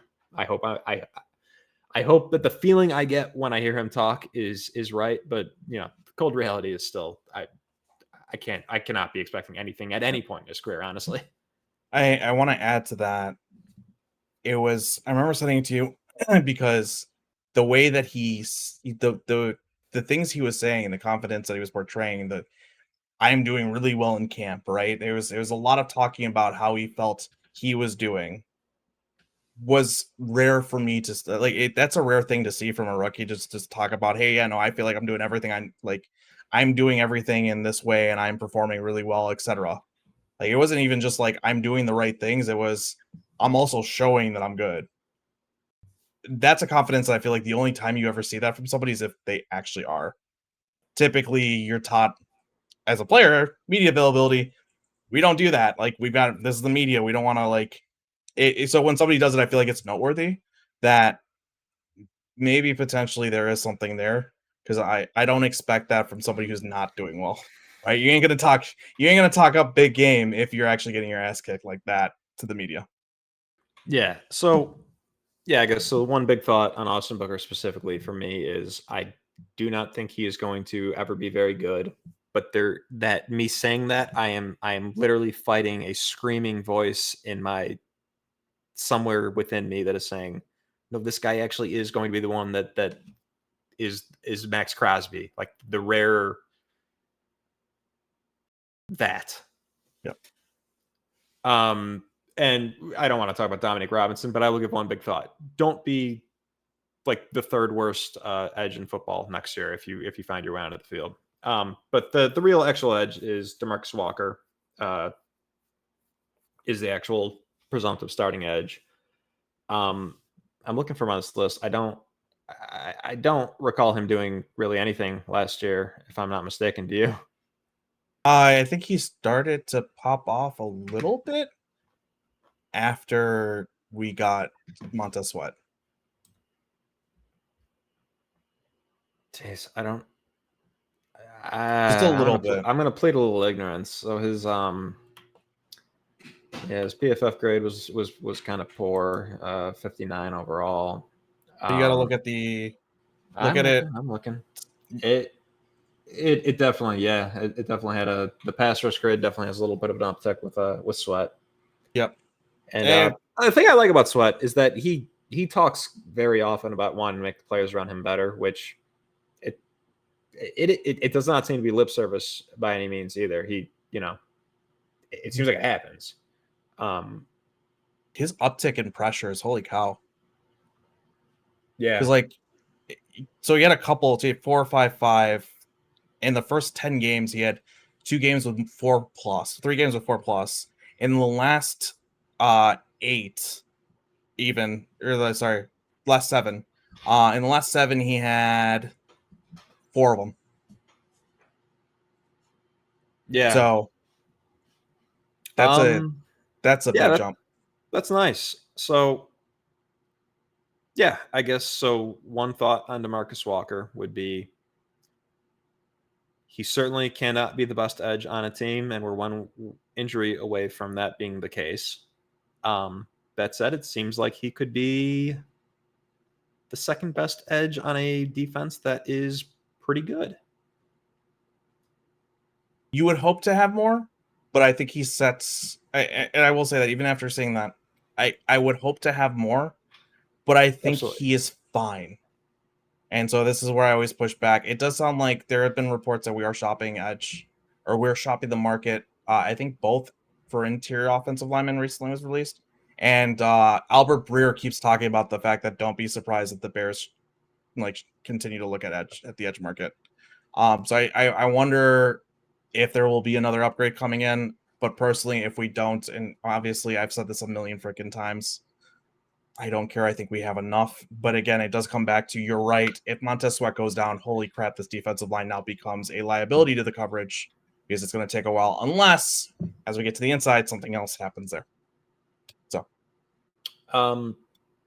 yeah. And so I guess my overall thought on edge is, do sign an edge. Jacob Martin's the last guy that we didn't talk about for good reason. Do sign an edge. I would like an edge. Just don't make it Yannick Ngakoue again. and if we do, I'm not going to be against it. So, but yeah. Huh? No, I said if we do sign an edge, unless it's Yannick. Sorry, I should clarify. If we do sign an edge, unless it's Yannick, I will not be against it. I'm not trying to say that as well. So I agree. Let's kick inside. Who do you want to talk about first? Let's get Billings out of the way. Billings is pretty awesome. Relative to what one might expect out of, the 2-year, $6 million contract he signed or whatever it was. He's an incredible run defender. He penetrates just enough for kind of a big boy. He's great. I loved the signing at the time. He exceeded my expectations because they were just naturally low based on how the NFL seemed to see him.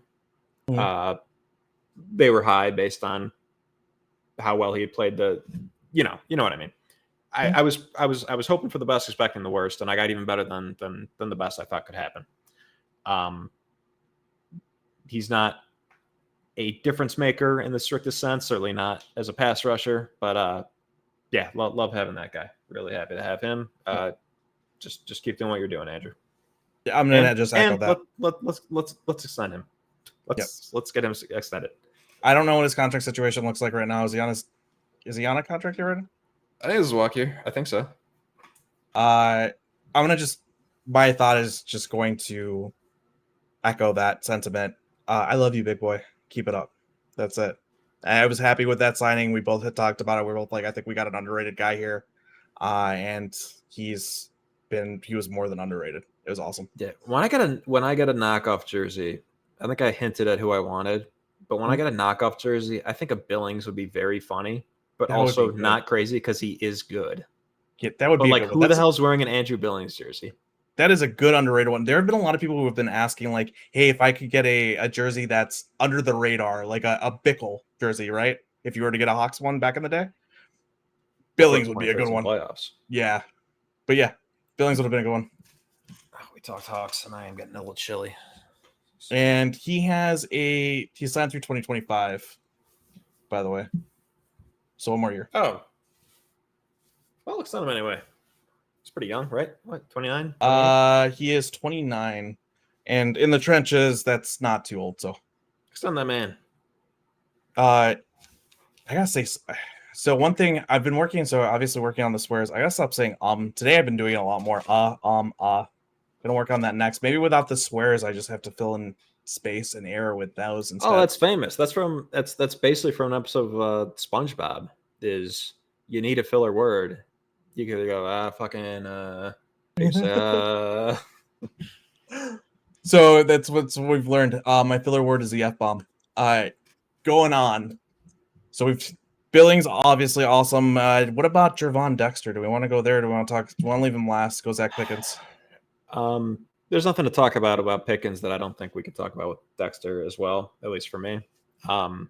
Dexter was better than Pickens last year. But I don't know. You give your Dexter thoughts because they're probably more flowery than my own. So it goes back to everything out of camp. Sounds like he's doing really well, and I'm a little worried here. So our interior offensive line has been pretty injured, right? Nate Davis has missed a lot. Tevin Jenkins has missed here and there.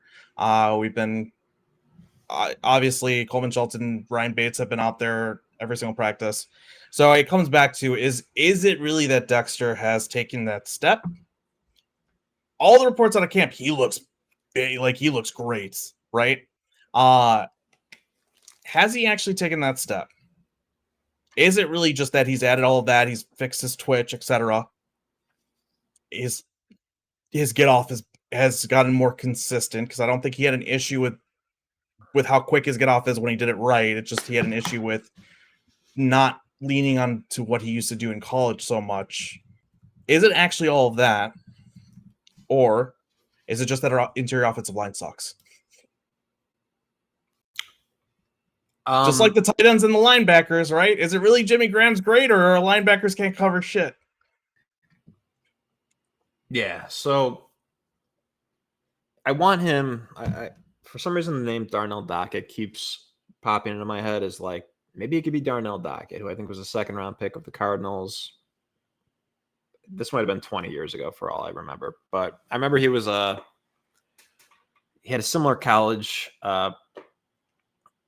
track record. He was a pretty big recruit, and the production took a big upturn in the NFL. There's not a lot of examples of that though.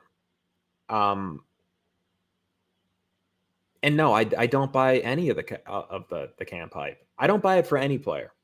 The difference with Caleb is, when he gets hype or when he gets, whatever the hell he's been getting recently, is I go back to, yeah, that's cool. I saw him play almost 3 full years in college, and he was the best player on the field for every single one of those games.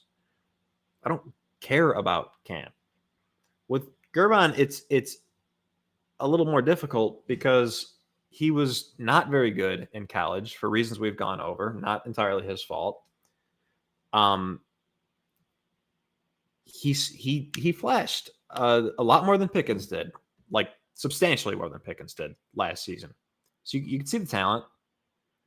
Do I think, based on training camp reports of him often being blocked by Bill Murray, do I think that means anything to like? No. And more so, do I believe it's secondhand coming from Braggs and Hogue and Johns and Fishbane and No, hold on. No, and holy cow, I don't. And if they're Schrock, singing, I just named 6 guys. That's crazy that I was able to name 6 guys. I don't care. I'm amazed. I don't care about what any of those guys say. I just realized the microphone probably doesn't catch that because of my filters. I was clapping for anyone. There we go. Pretend that was Adam. I'm going to push back on the beat reporter stuff. If they're seeing him win, then it's hype. But then they're right. He's winning. They're telling you what they're seeing with their eyes. That's not something that you can say, I don't believe them. That's all they're reporting is we're seeing him, make plays. Now, do we believe I was going to agree for a second, and actually, I don't even know that I trust them to even know if he won. Having been at camp, I'll say this: I'm being a little jokey, but fair. But at fair point on the is he flashing or not, and that's my worry. But what is my actual thought? My actual thought is, can you be our interior pass? Can you be that 3 tech for us? And obviously this is just a freaking generic ass thought but I do think that there is some potential there. I know you're not buying the hype. I know you're less optimistic.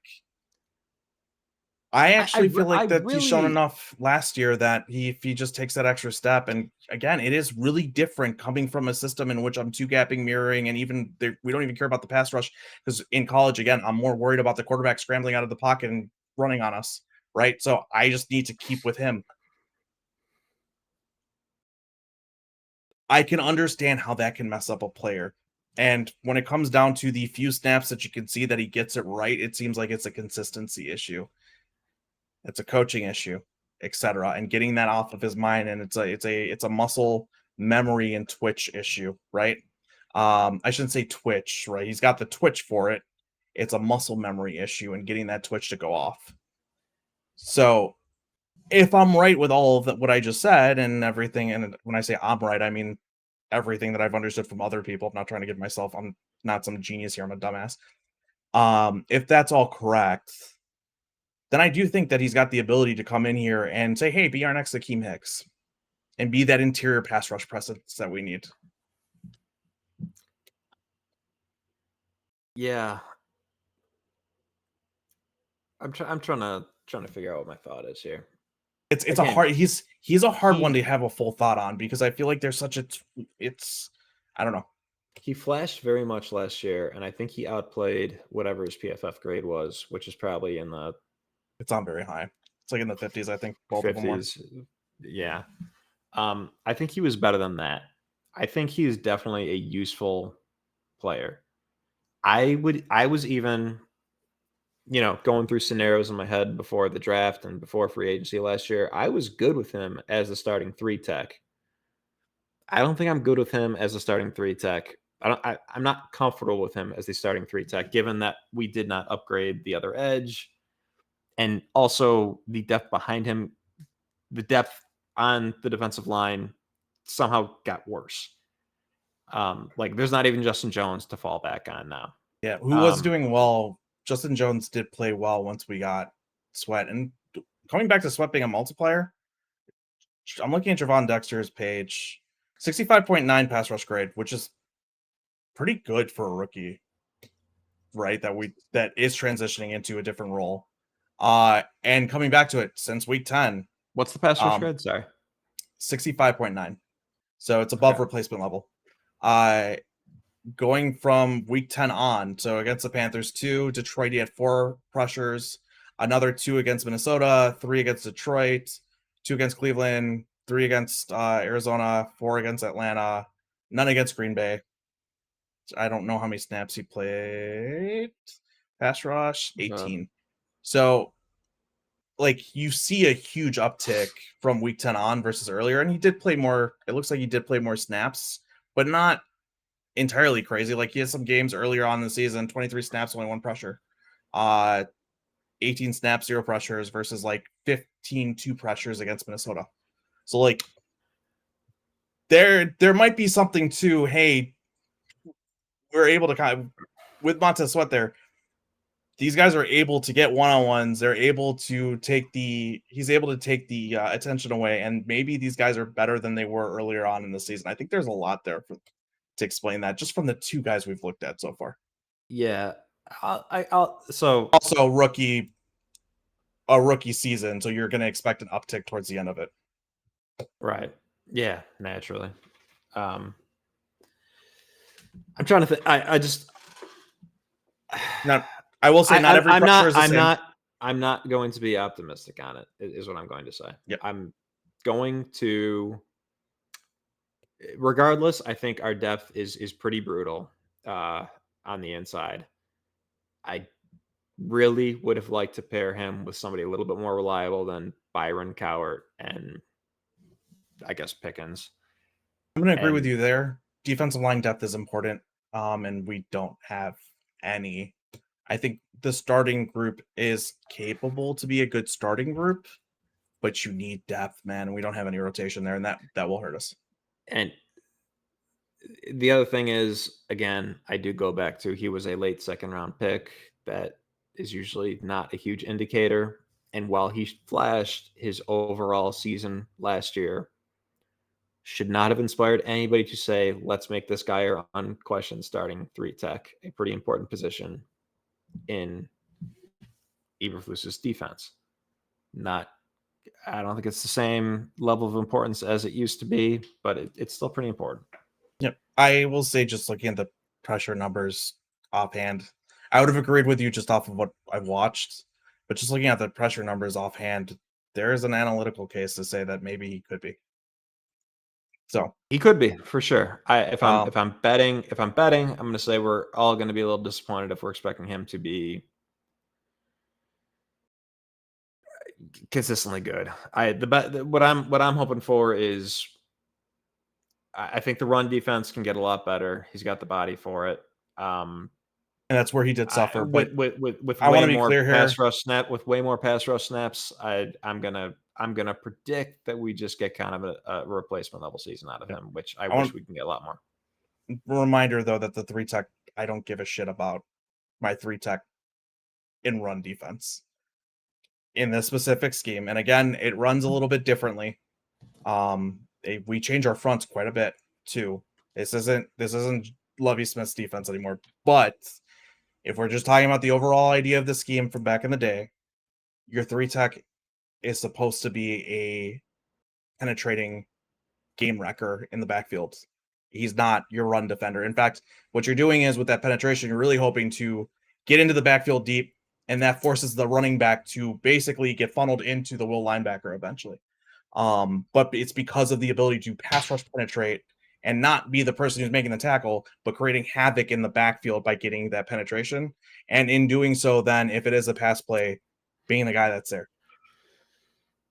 So Just to be I want to clear, throw that I'm out there like, because this run I'm grade like, is absolute shit. And I would say don't judge him off of a 36.2 as a 3 tech in this defense. no, you're almost better off judging the pass rush grade Yeah.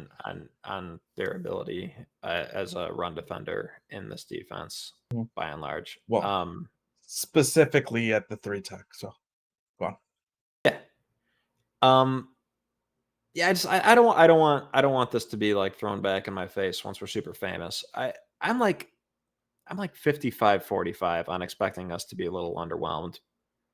But like I can see it. It's just there's too many factors that tell me, like, again, a whatever season as a rookie, late second round pick. I I don't know. It's hard for me to get excited about. It's certainly worth pointing out as a concern. I think that's completely valid. And I'm pretty sure most people had that.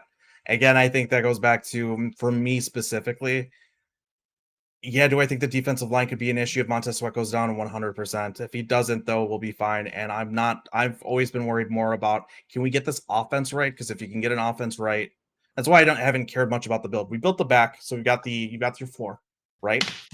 On top of that, I want to see the offense get right. I don't want to focus on wasting a bunch of assets on the front four when, if we can get the offense right, that's sustained success. Defenses typically can be very volatile. They don't need to sustain success. And so I'm happy with how it's been built. And if the defensive line hurts us, as long as Caleb and that offense looks real good, I don't give a shit.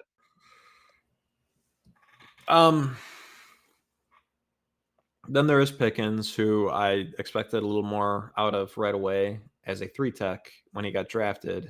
And I do wonder, I don't know if they've cross trained him a little bit more. They have been, Three from what I tech. hear. I mean, I would certainly hope so, because there's literally not another 3 tech on this roster, because I'm not counting Byron Cowart. So I want to be really clear here. That is a big issue because you should at least have like a rotation. If less than 4 guys isn't wild to me, to not have 4 guys that you can consistently lean on in your interior. I need to take snaps off. I don't. As much as I agree with you about building back to front, like this is an issue. Like, it's The depth is an issue. That's the thing. I don't agree that you need to go out and get a depth comes starter. into play. As an The issue. depth comes into play. Yeah, they need another very credible body at DI. Yes. That's where I'm pushing back, though, is I don't think we need to go out there and waste assets on getting a stud or like trying to get even a starter level. We need replacement level. So Justin Jones got overpaid. Justin Jones got overpaid in free agency. But I think I need a guy who is capable of being as good as Justin Jones, which is basically replacement level. That's what I think I need to feel a lot better about this whole interior defensive line situation. Yeah. I'm not going to push back on that. He did get overpaid. I wouldn't have paid that, right? So, but yeah, sure. I'm not going to argue against that. That's a fair point. I think that you need replacement level, and Justin Jones is that. Yeah, but back to my pushback is against all the people who are saying. Back to Pickens really quick. Where I'm pessimistic about Dexter relative to what the buzz seems to be. I guess I'd say opposite. I'm a little more optimistic on Pickens, because Pickens didn't show as much, but he wasn't notably worse than Dexter. I think there were some stats early in the season where the Bears' best defensive line combination did include both Dexter and Pickens. By some stat, you shared it with me early last season. I can't remember exactly what it was, It might have been the DVOA line combination stats. I haven't pulled up I think it was DVOA. that. It included both Pickens and Dexter. And I think Pickens has a lot working for him physically. And I'm not willing to, while I think the odds are heavily in Dexter's favor, I'm not willing to call it in favor of Dexter after the rookie season as to, I mean, most likely only one of them is going to work out. I'm not necessarily willing to call it in Dexter's favor just yet. I think Pickens has a chance to be something. Again, do not want him to be the third best DI on the team. Do not want Billings to be number one. Do not want Dexter to be number two. It's all not great to me, but I've got a little hope for Pickens. Like I said, I'll just say that. It's hard. I will say he did actually play 3-tech. At least, again, I'm pulling up PFF's charting data. So he was aligned in the B gap, 181 snaps versus 54 snaps in the A gap. So 3-tech versus 1-tech, which is a little surprising because I thought he played a lot more 1. I'm questioning this quite a bit right now. This has got to be alignments where we're symmetrical 3-techs.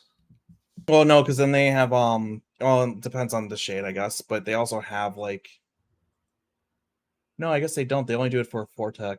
Then say a 0-tech or like a 2-tech if you're playing even. Now on he also had much more what was I gonna say? He had a much more even split with his run versus pass rush snaps. So I think that plays into what I'm seeing here when it comes to his pressures.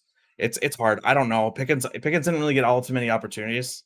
Sure, I guess the optimism's there for an unknown, is what you're saying, right? Because it's unknown. His college tape was good, right? I was gonna say that's a big part of it. Not good, but it was. You liked him. I liked him a lot more than I liked Dexter after the draft. And yeah, I think I don't know. I don't want to question, the like Flus too much, but I think he's also a 3-tech. Like I think he was at a disadvantage having to play as much nose tackle, if not in games, from what you're saying. Certainly in practices and definitely in training camp. Mm-hmm. Like I think let that dude flourish at 3-tech, and I think there might be something there too. I think between the two of them, there is going to be a player. I don't know which one, and I'm also not sure that that's a starter more as much as just a really nice like third piece. Yeah, I don't really have much more to add to that. I would agree. I don't have a thought for Zach Pickens. It's funny. It's because I don't know. Like, That's the thing. That's why you don't have one. The reason you don't have one, well, partially the reason nobody really has one is he didn't pop off the tape as much. Not even the tape, just the literally watching the games and you see Dexter made a play and Pickens didn't do that as much. But for me, I'm going back to a year ago, and I don't think that much has changed. Is basically my point. We're still in the same spot we were a year ago. I would agree with that. A year of some evidence, but not so much evidence that this has really separated itself that much. Yeah, I would agree. Specifically, Zach Pickens. That's what I'm saying. I completely agree with that idea. Of, hey, we haven't seen anything, and I liked what I saw coming out of college. I would agree with that completely, and maybe get him some more 3-tech because you felt like he had that burst coming off of it. I just don't have a thought. That's burst. And maybe Dexter did too in college. They just never let him show it because they had to do all that stupid mush nonsense. With the mirror technique and everything like that. Yeah, I don't have a thought though. That's why it's crazy. I can't think of anything that I want to ask for Pickens outside of be a guy. Like, I want to notice you more. That's it. And that's not on him. So it's like unfair for me to say that. It could just be a usage thing. As you're saying, it looks like he didn't get all too many opportunities. And is that because of practice? I don't know. It does. I don't feel like we have enough guys for it to be because of that. You know what I mean?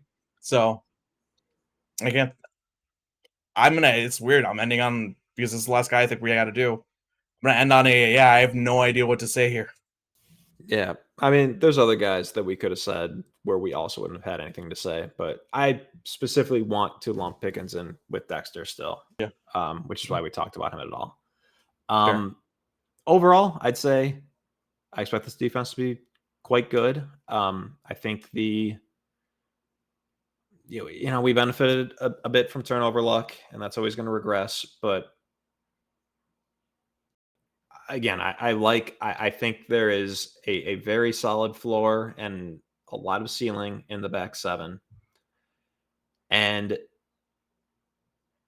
man, the defensive line has to stay healthy. I mean, Sweat specifically, it could be a disaster if not. I think more than any unit on this team, if Sweat were to get hurt, the whole thing would fall. I don't know if it would fall. So here's the thing, because remember, how do I put this? I do think the secondary was incredibly injured before Sweat came in, and all the things happened to align up where we have these three different factors that came into the defense taking a huge step. And I do think all of it needed to happen to take that big of a step. But what would it have been like without Sweat and only two of those things to happen, right? Where we bring in the consultant to help with game planning, and you have the secondary actually getting healthy. Everyone was healthy at the same time finally. Even the secondary, like we've heard like JJ, we've heard multiple people from the secondary talk about, well, what do you think happened at the end of the season? Well, we weren't healthy. Like they brought it up in interviews. So now I don't feel as crazy always bringing this part up. So I don't know what it's going to look like if Sweat does go down. I agree the depth is a huge concern, specifically because you want guys to get some reps off and have a rotation. Right? Not even just if somebody gets injured. Like we don't have the ability to allow guys to take reps off so that they can have gas later on in the game, and also so that they don't get overworked and will get hurt, right? Like to prevent injury. However, I will say that I kind of wish we had a known idea of what this looks like without Sweat to be able to sit there and say, hey, if Sweat goes down, everything goes to shit. Because I don't know if I agree with that specifically. Because I just think I don't know. I think you need a certain floor out of your D line, and if Sweat's not there, I'm not feeling very good about the bodies that we're putting out there. I fully believe in being able to scheme up the pass rush. I think defenses are doing that a lot more and a lot better. Pass rush is maybe one thing, but even the run defense, I don't know. Like you're putting Dominic Robinson on the field most likely. That's bad. Yeah, I mean, if we get there, we'll see. Hopefully, we don't. I agree with you, though. I don't want to know. Is essentially where I'm going at. I say I don't know, and I don't want to know. That's I don't consider that a major criticism of polls. It takes forever to build a defense. You can't build it all, and I think he's generally speaking picked the right spots. Yeah. I was going to say, it doesn't take forever to build a defense. You could build a defense in a year, but it takes forever to build depth. And since our biggest concern is depth and a little bit on the defensive line, which again comes down to what is the philosophy and how I'm going to build the defense. I think this whole roster lacks depth, right? We lack depth on the offensive line. We do we've got depth at wide receivers. Yes, but that's the first position I think we've got depth at, and that in corner. Would you agree? And those have been the positions that it seems like we focused on, and you can only focus on so much while still trying to add to other places. So it's going to take, I do think it's going to take like a year or two to get that depth in. So not a criticism at all, but it is a scary thing to think about. I think with the capital and the draft picks we have, I think it should only take one more year. Yeah, assuming the stuff we expect to works, like it shouldn't be that much harder. Granted, I would say we could also use some higher end upgrades, but I think the on the right track. Overall, I think in a great position to continue to go forward and build. Right. So we're petering out, but really quick, we have to address special teams. No, we don't. Tory Taylor is going to be the best punter in the league next year. Bad pick. I do believe he's going to be the absolute best punter in the league next year. I think he's going to be a Pro Bowler. I think he's going to be the. Is that worth a fourth? I think he's going to be the best punter for the next until he's 40. That's what I think. And Is that also, worth? I kind of want Velus Jones to make the team. I don't know if I said this last week. I do kind of want him to make the team because I do think that he could actually make a difference with these new kickoff rules. Those are my special teams thoughts. I'm not going to add anything to it. I don't like. No I need do to. care, but we're running long, so I'm just not going to. We're at the risk of running long, but we're not quite there yet. So I just said that. Yep. I was hoping we'd have at least 20 minutes to talk about. We're not going to. Hard Knocks. So we'll touch on Hard Knocks, I think, next time. I'm too mad at you about you didn't like Hard Knocks that much. I'm too mad at you to talk about it right now. I need to cool off. Flat, man. There was a lot of really cool things that came out of it. There were. I'm not saying that. It felt flat. It felt very flat. It was the absolute. I can't say absolute. It was the editing. It wasn't anything the Bears did. It was basically the greatest hour of my life. It's been better. The first time I thought you were gonna agree with me. Sophia and I both agreed when we were watching it, and then I send you the message, and you're like, and then I thought you were messing with me. I was like, no, he's fucking around. I was actually getting angry. Yeah. There's the thing, like, you just want sometimes, like, you like something and you just want your friend to also like the same thing, so you can just both kind of be geek out excited about it. something together. Yep. And I got mad because you just had too many criticisms. I'm just like, what are you talking about? Like, this is so, like, you're on a different fucking planet than me right now. So that's that. Sorry. The thing that made me laugh the hardest was when Rippin said that Bajent asked Rippin what if he has any famous birthdays, and he goes, O.J. Simpson. We both laughed at that, me and my wife. And then he goes, Tom Hanks, and Bajent goes, right, you should say him in that order. No, that was funny. That was a great line. There was a lot of good. I'm not having you defend it. I'm giving my own brief review. Of course, it was funny. Everybody in the world knows that was funny. I liked how they portrayed Flus and Caleb's relationship. I do not like how long they focused on it and how little other players got focused on, specifically in the beginning portions. And I'm just throwing out my review real quick because now people are gonna be like, "How the hell did you done?" The one person who might get to this point. And on top of that, I don't like I'm sick of Hard Knocks setting shit up just to be like, let's look at how this goes. The Saban conversation it was some cool stuff on there, right? Find a different way to portray it than doing it in a way that feels very cheesy. That's the only part I didn't like. But here's the thing: well, it also, is cheesy. No. It is cheesy. That's what it is. Like, there's gonna be the thing where the defense and the offense are chippy and they're talking to each other. That's gonna be a segment. There's gonna be the segment where Caleb is really, really improving, and holy shit, he's great. It's not. It's fake. That's the whole point. We're not looking at anything real. It's a TV show. Right, but it's one episode in which they had that, and then they had the Caleb Flus sit down, which again felt very much so we're setting this up to have a story happen instead of feeling natural. So you got both of those back to back, as well as how long they focus on that aspect, which I think if you just did the part where it's like, hey, look at how bad he's doing. Oh my God, look at how great this is. Like, he's got to grow. Phenomenal. I loved how they handled that. I saw a lot of people tweeting earlier, like, oh, they're making Caleb look like shit. I'm like, guys, they're setting something up here that's pretty obvious, right? And I think they delivered on that. You get rid of the other two aspects, great. And then you save time to do other things and talk about other players. Some of the Keenan Allen, DJ Moore stuff, awesome. Give me some more of the wide receivers. Give me some more Rome, right? Like, that's where I was getting frustrated. And I didn't feel like there was a lot of juice and a lot of it. Flus also, I think what I saw from Flus made me respect him a lot more, but man, is he flat as hell. Like, I told you, I'm like, I don't even agree with that. I think he has a nice, dry little sense of humor. I thought the beginning where he was basically at like it might as well have been like what are they called? Like white parties where they're all just wearing white. Yeah, they weren't all wearing white, but it was basically that. I was like, okay, we're starting with this type of, that's kind of weird. It was weird, yeah. Catalina wine mixer type shit going on at the beginning. That was a little odd.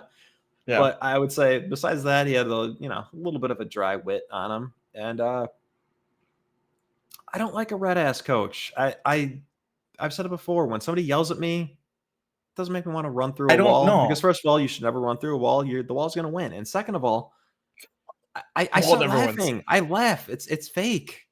Okay, so here's my thing. I'm not saying that he needs to be like that. Like I said, I actually gain a lot of respect for him because I like coaches the way that Flus is set up. What I'm trying to say is it doesn't make great TV, right? It comes off some of the conversations. I know some people really like the line that was what was it? Winners, if you lose, that doesn't make you a loser, blah blah blah. And then yeah, it's a great quote. But man, it comes off kind of cheesy. And I feel like if you're not a Bears Oh, fan, for you look at that, sure. yeah. And so I'm like, okay, no, I love that line. It's a very true thing. You should focus on your habits. This That's is really this is coaching, but it's this not is great for TV. maybe this is maybe the one spot where I would agree that me being a Bears fan might be coloring it. And if I was not a Bears fan, I might have a critique of Flus's personality. Um, because the coach is the star of Hard Knocks, and the quirkier the coach, the better. I already know what to expect out of Flus, much like you already knew to expect the Mm. slip and slide. I already know what to expect out of Flus. So that he gave anything at all was great for me. Like the little nuggets of personality that I saw out of him that I don't normally see, that was great. I can only give that a good review too. But I'll admit, normally you do want the red ass coach or, like Herm Edwards, Mm. famously one of the best Hard Knocks coaches of all time because of how Herm Edwards is. You do want that. But it's still, I still love it. I don't know. I love it. I love it every second of it. And again, it goes. I'm not criticizing. I think this Flus is. I like that kind of coach. All I'm saying is made for like TV entertainment value That's fair. wise. It's That's fair. all. It's That's fair. why I said flat. It was kind of energy was not there. Blah blah blah. There was great moments. There were some things in there that I think I took away from. I'm like, that's really cool to know, right? But I'm like, this doesn't feel like a fun show to watch now. I swear, And then I look at it like as an outsider that's not a Bears fan. Is this actually going to make people like the Bears, like it did for say the Detroit? I've heard a lot of people like people are going to love it, and it's just from Bears fans. But then I see a lot of comments on Twitter. The Bears fans are sitting there like, yeah, it was great, and then I'm seeing other people like, it didn't feel like Hard Knocks. That was weird. So that's where I'm getting at. I don't know. it felt like Hard Knocks. I don't know what to tell you. That's a lot of your criticism for me is as somebody who is hoping to see something a little bit more centric and specific to his own team. And to me, it was just Hard Knocks is doing their thing. That's what it felt like to me. And the fact that they're doing it with my team is so cool. Maybe I just need to rewatch it. Maybe I was just off that day, figure it out. I was low energy, so I don't know. Anyway, man, I think that's about it. Let's wrap it up. It's Adam. Let's get the fuck out of here. I'm starving. And you only had 3 in the swear jar today. You did a great job. I think I threw a couple shits in there that you didn't count. But yeah, I stayed away from the F-bomb. I'm really happy with that. Now I gotta get away from the ums. We're gonna get there. We're gonna get there, guys. We're not gonna get away from the ums. I need to. That's it's actually. I'd rather have F-bombs than ums.